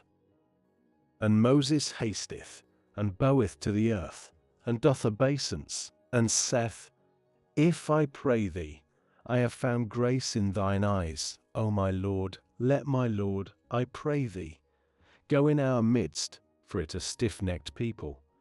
And thou hast forgiven our iniquity and our sin, and hast inherited us. And he saith, Lo, I am making a covenant. Before all thy people I do wonders, which have not been done in all the earth, or in any nation, and all the people in whose midst thou hast seen the work of Jehovah. For it fearful that which I am doing with thee. Observe for thyself that which I am commanding thee today. Lo, I am casting out from before thee the Amorite, and the Canaanite, and the Hittite, and the Perizzite, and the Hivite, and the Jebusite. Take heed to thyself, lest thou make a covenant with the inhabitant of the land into which thou art going, lest it become a snare in thy midst. For their altars ye break down, and their standing pillars ye shiver, and its shrines ye cut down. For ye do not bow yourselves to another God, for Jehovah, whose name Zealous, is a zealous God. Lest thou make a covenant with the inhabitant of the land, and they have gone a whoring after their gods, and have sacrificed to their gods, and hath called to thee, and thou hast eaten of his sacrifice. And thou hast taken of their daughters to thy sons, and their daughters have gone a whoring after their gods, and have caused thy sons to go a whoring after their gods. A molten god thou dost not make to thyself. The feast of unleavened things thou dost keep. 7 days thou dost eat unleavened things, as I have commanded thee, at an appointed time, the month of Abib. For in the month of Abib thou didst come out from Egypt. All opening a womb, mine, and every firstling of thy cattle, born a male, ox or sheep. And the firstling of an ass thou dost ransom with a lamb. And if thou dost not ransom, then thou hast beheaded it. Every firstborn of thy sons thou dost ransom, and they do not appear before me empty. 6 days thou dost work, and on the 7th day thou dost rest. In ploughing time and in harvest thou dost rest. And a feast of weeks thou dost observe for thyself, first fruits of wheat harvest, and the feast of ingathering at the revolution of the year. 3 times in a year do all thy males appear before the Lord Jehovah, God of Israel. For I dispossess nations from before thee, and have enlarged thy border, and no man doth desire thy land in thy going up to appear before Jehovah, thy God, 3 times in a year. Thou dost not slaughter with a fermented thing the blood of my sacrifice, and the sacrifice of the feast of the Passover doth not remain till morning. The first of the first fruits of the land thou dost bring into the house of Jehovah thy God. Thou dost not boil a kid in its mother's milk. And Jehovah saith unto Moses, Write for thyself these words, for, according to the tenor of these words, I have made with thee a covenant, and with Israel. And he is there with Jehovah 40 days and 40 nights. Bread he hath not eaten, and water he hath not drunk. And he writeth on the tables the matters of the covenant, the 10 matters. And it cometh to pass, when Moses is coming down from Mount Sinai, and the 2 tables of the testimony in the hand of Moses in his coming down from the mount, that Moses hath not known that the skin of his face hath shone in his speaking with him. And Aaron seeth, all the sons of Israel also, Moses, and lo, the skin of his face hath shone, and they are afraid of coming nigh unto him. And Moses calleth unto them, and Aaron and all the princes in the company return unto him, and Moses speaketh unto them. And afterwards have all the sons of Israel come nigh, and he chargeth them with all that Jehovah hath spoken with him in Mount Sinai. And Moses finisheth speaking with them, and putteth on his face a veil. And in the going in of Moses before Jehovah to speak with him, he turneth aside the veil until his coming out. And he hath come out, and hath spoken unto the sons of Israel that which he is commanded. And the sons of Israel have seen the face of Moses, that the skin of the face of Moses hath shone. And Moses hath put back the veil on his face until his going in to speak with him. And Moses assembleth all the company of the sons of Israel, and saith unto them, These the things which Jehovah hath commanded, to do them.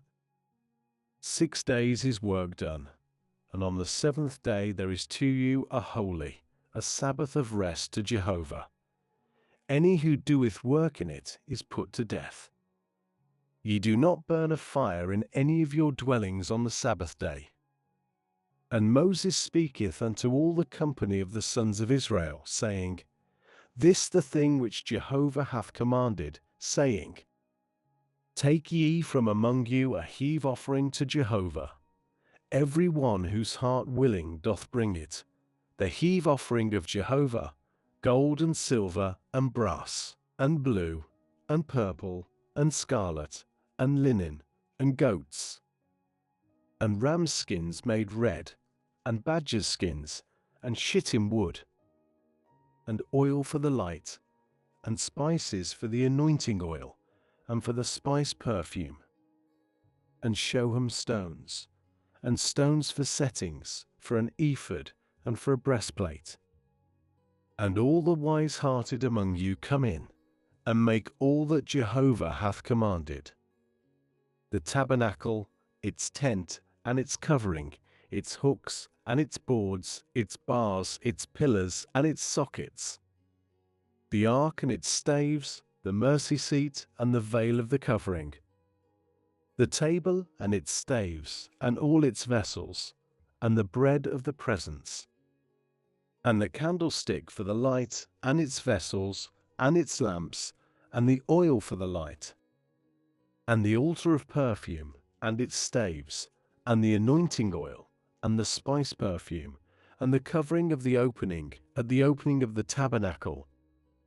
The altar of burnt offering, and the brazen grate which it hath, its staves, and all its vessels, the laver and its base. The hangings of the court, its pillars and their sockets, and the covering of the gate of the court. The pins of the tabernacle, and the pins of the court, and their cords. The colored garments, to do service in the sanctuary, the holy garments for Aaron the priest, and the garments of his sons, to act as priest in team. And all the company of the sons of Israel go out from the presence of Moses. And they come in, every man whom his heart hath lifted up, and every one whom his spirit hath made willing. They have brought in the heave offering of Jehovah, for the work of the tent of meeting, and for all its service, and for the holy garments. And they come in, the men with the women, every willing-hearted one. They have brought in nose ring, and ear ring, and seal ring, and necklace, all golden goods, even every one who hath waved a wave offering of gold to Jehovah.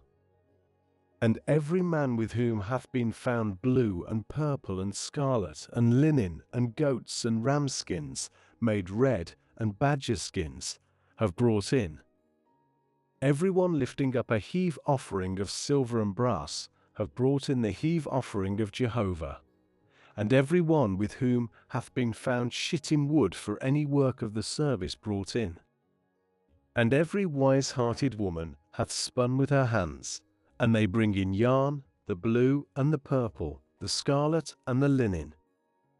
And all the women whose heart hath lifted them up in wisdom have spun the goats. And the princes have brought in the shoham stones, and the stones for settings, for the ephod, and for the breastplate, and the spices, and the oil for the light, and for the anointing oil, and for the spice perfume. Every man and woman, whom their heart hath made willing to bring in for all the work which Jehovah commanded to be done by the hand of Moses, the sons of Israel brought in a willing offering to Jehovah. And Moses saith unto the sons of Israel, See, Jehovah hath called by name Bezaleel, son of Uri, son of Hur, of the tribe of Judah. And he doth fill him the Spirit of God, in wisdom, in understanding, and in knowledge, and in all work, even to devise devices to work in gold, and in silver, and in brass, and engraving of stones for settings, and engraving of wood to work in any work of design. And to direct he hath put in his heart, he and Aholiab, son of Ahisamach, of the tribe of Dan. He hath filled them with wisdom of heart to do every work, of engraver and designer and embroiderer, in blue and in purple, in scarlet and in linen, and weaver, who do any work, and of designers of designs, and Bezaleel, and Aholiab, and every wise-hearted man, in whom Jehovah hath given wisdom and understanding to know, to do every work of the service of the sanctuary, have done according to all that Jehovah commanded. And Moses calleth unto Bezaleel, and unto Aholiab, and unto every wise-hearted man, in whose heart Jehovah hath given wisdom, every one whom his heart lifted up, to come near unto the work to do it. And they take from before Moses all the heave offering which the sons of Israel have brought in for the work of the service of the sanctuary to do it. And still they have brought in unto him a willing offering morning by morning. And all the wise men, who are doing all the work of the sanctuary, come each from his work which they are doing, and speak unto Moses, saying, The people are multiplying to bring in more than sufficient for the service of the work which Jehovah commanded to make. And Moses commandeth, and they cause a voice to pass over through the camp, saying, Let not man or woman make any more work for the heave offering of the sanctuary. And the people are restrained from bringing. And the work hath been sufficient for them, for all the work to do it, and to leave. And all the wise-hearted ones among the doers of the work make the tabernacle. 10 curtains of twined linen, and blue, and purple, and scarlet, cherubs, work of a designer, he hath made them. The length of the one curtain 28 by the cubit, and the breadth of the one curtain 4 by the cubit, one measure to all the curtains. And he joineth the 5 curtains one unto another, and the 5 curtains he hath joined one unto another. And he maketh loops of blue on the edge of the one curtain, at the end, in the joining. So he hath made in the edge of the outmost curtain, in the joining of the second. 50 loops he hath made in the one curtain, and 50 loops hath he made in the end of the curtain, which in the joining of the second, the loops are taking hold one on another. And he maketh 50 hooks of gold, and joineth the curtains one unto another by the hooks, and the tabernacle is one. And he maketh curtains of goats for a tent over the tabernacle. 11 curtains he hath made them. The length of the one curtain 30 by the cubit, and the breadth of the one curtain 4 cubits, one measure to the 11 curtains. And he joineth the 5 curtains apart, and the 6 curtains apart. And he maketh 50 loops on the outer edge of the curtain, in the joining, and 50 loops he hath made on the edge of the curtain, which is joining the second. And he maketh 50 hooks of brass to join the tent, to be one. And he maketh a covering for the tent of rams' skins made red, and a covering of badgers' skins above. And he maketh the boards for the tabernacle of shittim wood, standing up. 10 cubits the length of the board, and 1.5 cubits the breadth of the board. 2 handles to the one board, joined one unto another. So he hath made for all the boards of the tabernacle. And he maketh the boards for the tabernacle, 20 boards for the south side southward. And 40 sockets of silver he hath made under the 20 boards, 2 sockets under the one board for its 2 handles, and 2 sockets under the other board for its 2 handles. And for the second side of the tabernacle, for the north side, he hath made 20 boards. And their 40 sockets of silver, 2 sockets under the one board, and 2 sockets under the other board. And for the sides of the tabernacle westward, hath he made 6 boards. And 2 boards hath he made for the corners of the tabernacle, in the 2 sides. And they have been twins below, and together they are twins at its head, at the one ring. So he hath done to both of them at the two corners. And there have been 8 boards, and their sockets of silver, 16 sockets, 2 sockets under the one board. And he maketh bars of shittim wood, 5 for the boards of the one side of the tabernacle, and 5 bars for the boards of the second side of the tabernacle, and 5 bars for the boards of the tabernacle for the sides westward. And he maketh the middle bar to enter into the midst of the boards from end to end. And the boards he hath overlaid with gold, and their rings he hath made of gold, places for bars, and he overlayeth the bars with gold. And he maketh the veil of blue and purple and scarlet, and twined linen, work of a designer he hath made it, cherubs. And he maketh for it 4 pillars of shittim, and overlayeth them with gold, their pegs of gold, and he casteth for them 4 sockets of silver. And he maketh a covering for the opening of the tent of blue and purple and scarlet, and twined linen, work of an embroiderer. Also its 5 pillars and their pegs. And he overlaid their tops and their fillets gold, and their 5 sockets brass. And Bezaleel maketh the ark of shittim wood, 2 cubits and a half its length, and a cubit and a half its breadth, and a cubit and a half its breadth, and a cubit and a half its height. And he overlayeth it with pure gold within and without, and maketh for it a wreath of gold round about. And he casteth for it 4 rings of gold on its 4 feet, even 2 rings on its one side, and 2 rings on its second side. And he maketh staves of shittim wood, and overlayeth them with gold. And he bringeth in the staves into the rings by the sides of the ark, to bear the ark.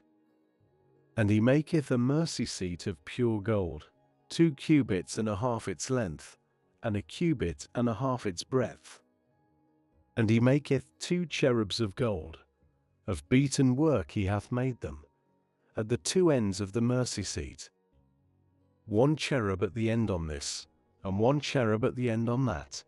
Out of the mercy seat he hath made the cherubs, at its 2 ends. And the cherubs are spreading out wings on high, covering over the mercy seat with their wings, and their faces, one towards another. Towards the mercy seat have the faces of the cherubs been. And he maketh the table of shittim wood, 2 cubits its length, and a cubit its breadth, and a cubit and a half its height, and overlayeth it with pure gold, and maketh for it a wreath of gold round about. And he maketh for it a border of a handbreadth round about, and maketh a wreath of gold for its border round about. And he casteth for it 4 rings of gold, and putteth the rings on the 4 corners, which, to its 4 feet, over against the border have the rings been, places for staves to bear the table. And he maketh the staves of shittim wood, and overlayeth them with gold, to bear the table. And he maketh the vessels which upon the table, its dishes, and its bowls, and its cups, and the cups by which they pour out, of pure gold. And he maketh the candlestick of pure gold. Of beaten work he hath made the candlestick, its base, and its branch, its calyxes, its knops, and its flowers, have been of the same. And 6 branches are coming out of its sides, 3 branches of the candlestick out of its one side, and 3 branches of the candlestick out of its second side. 3 calyxes, made like almonds, in the one branch, a knop and a flower, and 3 calyxes, made like almonds in another branch, a knop and a flower. So, to the 6 branches which are coming out of the candlestick. And in the candlestick 4 calyxes, made like almonds, its knops, and its flowers. And a knop under the 2 branches of the same, and a knop under the 2 branches of the same, and a knop under the 2 branches of the same, to the 6 branches which are coming out of it. Their knops and their branches have been of the same. All of it one beaten work of pure gold. And he maketh its 7 lamps, and its snuffers, and its snuff dishes of pure gold. Of a talent of pure gold he hath made it, and all its vessels. And he maketh the perfume altar of shittim wood, a cubit its length, and a cubit its breadth square, and 2 cubits its height. Its horns have been of the same. And he overlayeth it with pure gold, its top and its sides round about, and its horns. And he maketh for it a wreath of gold round about. And 2 rings of gold he hath made for it under its wreath, at its 2 corners, at its 2 sides, for places for staves to bear it with them. And he maketh the staves of shittim wood, and overlayeth them with gold. And he maketh the holy anointing oil, and the pure spice perfume, work of a compounder. And he maketh the altar of burnt offering of shittim wood, 5 cubits its length, and 5 cubits its breadth square, and 3 cubits its height. And he maketh its horns on its 4 corners. Its horns have been of the same. And he overlayeth it with brass. And he maketh all the vessels of the altar, the pots, and the shovels, and the sprinkling pans, the forks, and the firepans. All its vessels he hath made of brass. And he maketh for the altar a brazen grate of network, under its border beneath, unto its midst. And he casteth 4 rings for the 4 ends of the brazen grate, places for bars. And he maketh the staves of shittim wood, and overlayeth them with brass. And he bringeth in the staves into the rings on the sides of the altar, to bear it with them. Hollow boards he made it. And he maketh the laver of brass, and its base of brass, with the looking glasses of the women assembling, who have assembled at the opening of the tent of meeting. And he maketh the court, at the south side southward, the hangings of the court of twined linen, 100 by the cubit. Their pillars 20, and their brazen sockets 20. The pegs of the pillars and their fillets silver. And at the north side, 100 by the cubit, their pillars 20, and their sockets of brass 20. The pegs of the pillars and their fillets silver. And at the west side hangings, 50 by the cubit, their pillars 10, and their sockets 10. The pegs of the pillars and their fillets silver. And at the east side, eastward 50 cubits. The hangings on the side 15 cubits, their pillars 3, and their sockets 3. And at the second side at the gate of the court, on this and on that, hangings 15 cubits, their pillars 3, and their sockets 3. All the hangings of the court round about of twined linen. And the sockets for the pillars of brass, the pegs of the pillars and their fillets of silver, and the overlaying of their tops of silver, and all the pillars of the court are filleted with silver. And the covering of the gate of the court, the work of an embroiderer, of blue and purple and scarlet and twined linen, and 20 cubits the length, and the height, with the breadth 5 cubits, over against the hangings of the court. And their pillars 4, and their sockets of brass 4, their pegs of silver, and the overlaying of their tops and their fillets of silver, and all the pins for the tabernacle, and for the court round about, of brass.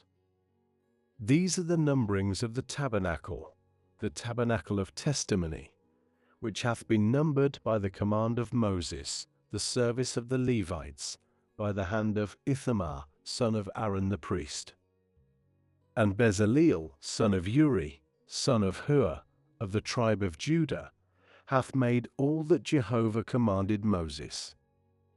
And with him Aholiab, son of Ahisamach, of the tribe of Dan, an engraver, and designer, an embroiderer in blue, and in purple, and in scarlet, and in linen, all the gold which is prepared for the work, in all the work of the sanctuary. And it is the gold of the wave offering, 29 talents, and 730 shekels, by the shekel of the sanctuary. And the silver of those numbered of the company, 100 talents, and 1,705 and 70 shekels, by the shekel of the sanctuary. A bicker for a pole, half a shekel, by the shekel of the sanctuary, for every one who is passing over unto those numbered, from a son of 20 years and upwards, for 600,000 and 3,550. And 100 talents of silver are to cast the sockets of the sanctuary, and the sockets of the veil, 100 sockets for the 100 talents, a talent for a socket. And the 1,705 and 70, he hath made pegs for the pillars, and overlaid their tops, and filleted them. And the brass of the wave offering 70 talents, and 2,400 shekels.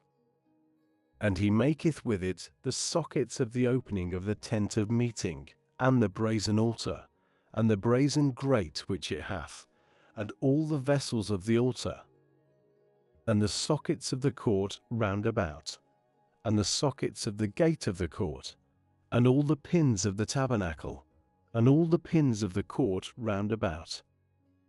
And of the blue, and the purple, and the scarlet, they made coloured garments to minister in the sanctuary. And they make the holy garments which for Aaron, as Jehovah hath commanded Moses. And he maketh the ephod of gold, blue, and purple, and scarlet, and twined linen. And they expand the plates of gold, and have cut off wires to work in the midst of the blue, and in the midst of the purple, and in the midst of the scarlet, and in the midst of the linen, work of a designer. Shoulder pieces they have made for it, joining. At its two ends it is joined. And the girdle of his ephod, which on it is of the same, according to its work, of gold, blue, and purple, and scarlet, and twined linen, as Jehovah hath commanded Moses. And they prepare the shoam stones, set, embroidered gold, opened with openings of a signet, by the names of the sons of Israel. And he setteth them on the shoulders of the ephod, stones of memorial for the sons of Israel, as Jehovah hath commanded Moses. And he maketh the breastplate, work of a designer, like the work of the ephod, of gold, blue, and purple, and scarlet, and twined linen. It hath been square. Double they have made the breastplate, a span its length, and a span its breadth, doubled.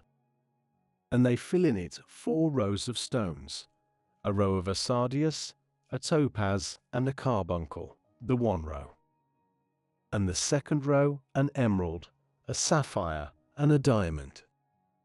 And the third row an opal, an agate, and an amethyst. And the fourth row a beryl, an onyx, and a jasper, set, embroidered gold, in their settings. And the stones, according to the names of the sons of Israel, are 12, according to their names, openings of a signet, each according to his name, for the 12 tribes. And they make on the breastplate wreathed chains, work of thick bands, of pure gold.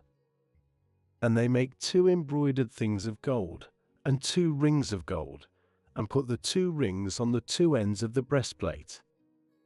And they put the 2 thick bands of gold on the 2 rings on the ends of the breastplate. And the 2 ends of the 2 thick bands they have put on the 2 embroidered things, and they put them on the shoulders of the ephod, over against its front. And they make 2 rings of gold, and set on the 2 ends of the breastplate, on its border, which on the side of the ephod within.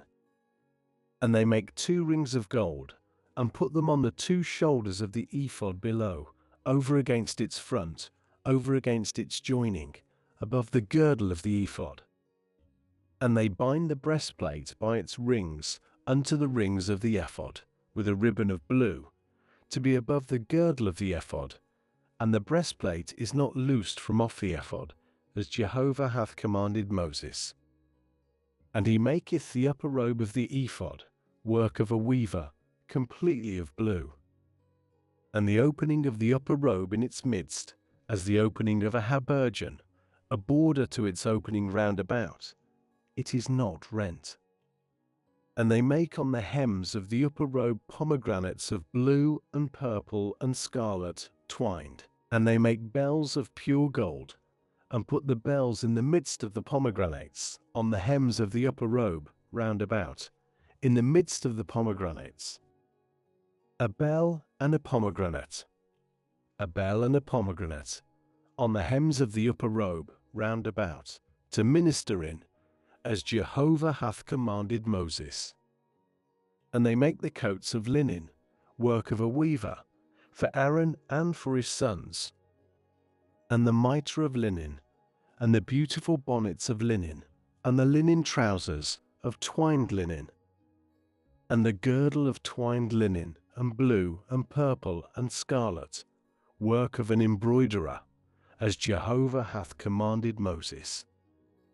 And they make the flower of the holy crown of pure gold, and write on it a writing, openings of a signet, holy to Jehovah. And they put on it a ribbon of blue, to put on the mitre above, as Jehovah hath commanded Moses. And all the service of the tabernacle of the tent of meeting is completed, and the sons of Israel do according to all that Jehovah hath commanded Moses, so they have done.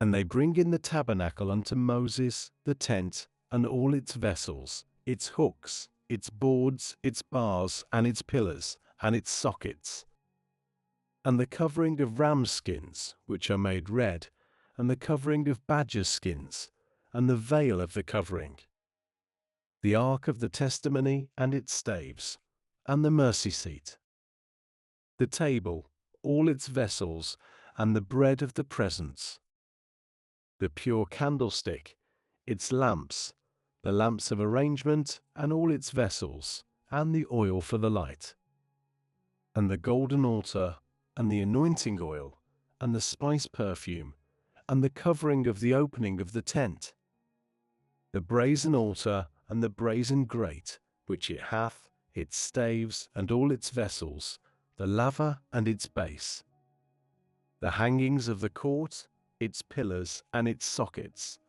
and the covering for the gate of the court, its cords and its pins, and all the vessels of the service of the tabernacle for the tent of meeting, the colored clothes to minister in the sanctuary, the holy garments for Aaron the priest, and the garments of his sons, to act as priest in, according to all that Jehovah hath commanded Moses, so have the sons of Israel done all the service.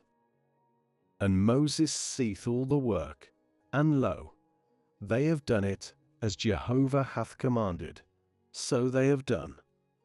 And Moses doth bless them. And Jehovah speaketh unto Moses, saying, On the first day of the month, in the first month, thou dost raise up the tabernacle of the tent of meeting, and hast set there the ark of the testimony, and hast covered over the ark with the veil, and hast brought in the table, and set its arrangement in order, and hast brought in the candlestick, and caused its lamps to go up. And thou hast put the golden altar for perfume before the ark of the testimony, and hast put the covering of the opening to the tabernacle, and hast put the altar of the burnt offering before the opening of the tabernacle of the tent of meeting, and hast put the laver between the tent of meeting and the altar, and hast put water there. And thou hast set the court round about, and hast placed the covering of the gate of the court, and hast taken the anointing oil, and anointed the tabernacle, and all that in it, and hallowed it, and all its vessels, and it hath been holy. And thou hast anointed the altar of the burnt offering, and all its vessels, and sanctified the altar, and the altar hath been most holy. And thou hast anointed the laver and its base, and sanctified it. And thou hast brought near Aaron and his sons unto the opening of the tent of meeting, and hast bathed them with water. And thou hast clothed Aaron with the holy garments, and anointed him, and sanctified him, and he hath acted as priest to me. And his sons thou dost bring near, and hast clothed them with coats, and anointed them, as thou hast anointed their father, and they have acted as priests to me, and their anointing hath been to be to them for a priesthood age, during to their generations. And Moses doth according to all that Jehovah hath commanded him, so he hath done. And it cometh to pass, in the first month, in the second year, in the first of the month, the tabernacle hath been raised up. And Moses raiseth up the tabernacle, and setteth its sockets, and placeth its boards, and placeth its bars, and raiseth its pillars, and spreadeth the tent over the tabernacle, and putteth the covering of the tent upon it above, as Jehovah hath commanded Moses. And he taketh and putteth the testimony unto the ark, and setteth the staves on the ark, and putteth the mercy seat on the ark above, and bringeth in the ark unto the tabernacle, and placeth the veil of the covering, and covereth over the ark of the testimony, as Jehovah hath commanded Moses. And he putteth the table in the tent of meeting, on the side of the tabernacle northward, at the outside of the veil, and setteth in order upon it the arrangement of bread before Jehovah, as Jehovah hath commanded Moses. And he putteth the candlestick in the tent of meeting, over against the table, on the side of the tabernacle southward, and causeth the lamps to go up before Jehovah, as Jehovah hath commanded Moses. And he setteth the golden altar in the tent of meeting, before the veil, and maketh perfume on it, spice perfume, as Jehovah hath commanded Moses. And he setteth the covering of the opening to the tabernacle. And the altar of the burnt offering he hath set at the opening of the tabernacle of the tent of meeting, and causeth the burnt offering to go up upon it, and the present, as Jehovah hath commanded Moses. And he putteth the laver between the tent of meeting and the altar, and putteth water there for washing. And Moses and Aaron and his sons have washed their hands and their feet at the same, in their going in unto the tent of meeting, and in their drawing near unto the altar they wash, as Jehovah hath commanded Moses. And he raiseth up the court round about the tabernacle, and about the altar, and placeth the covering of the gate of the court, and Moses completeth the work. And the cloud covereth the tent of meeting, and the honor of Jehovah hath filled the tabernacle.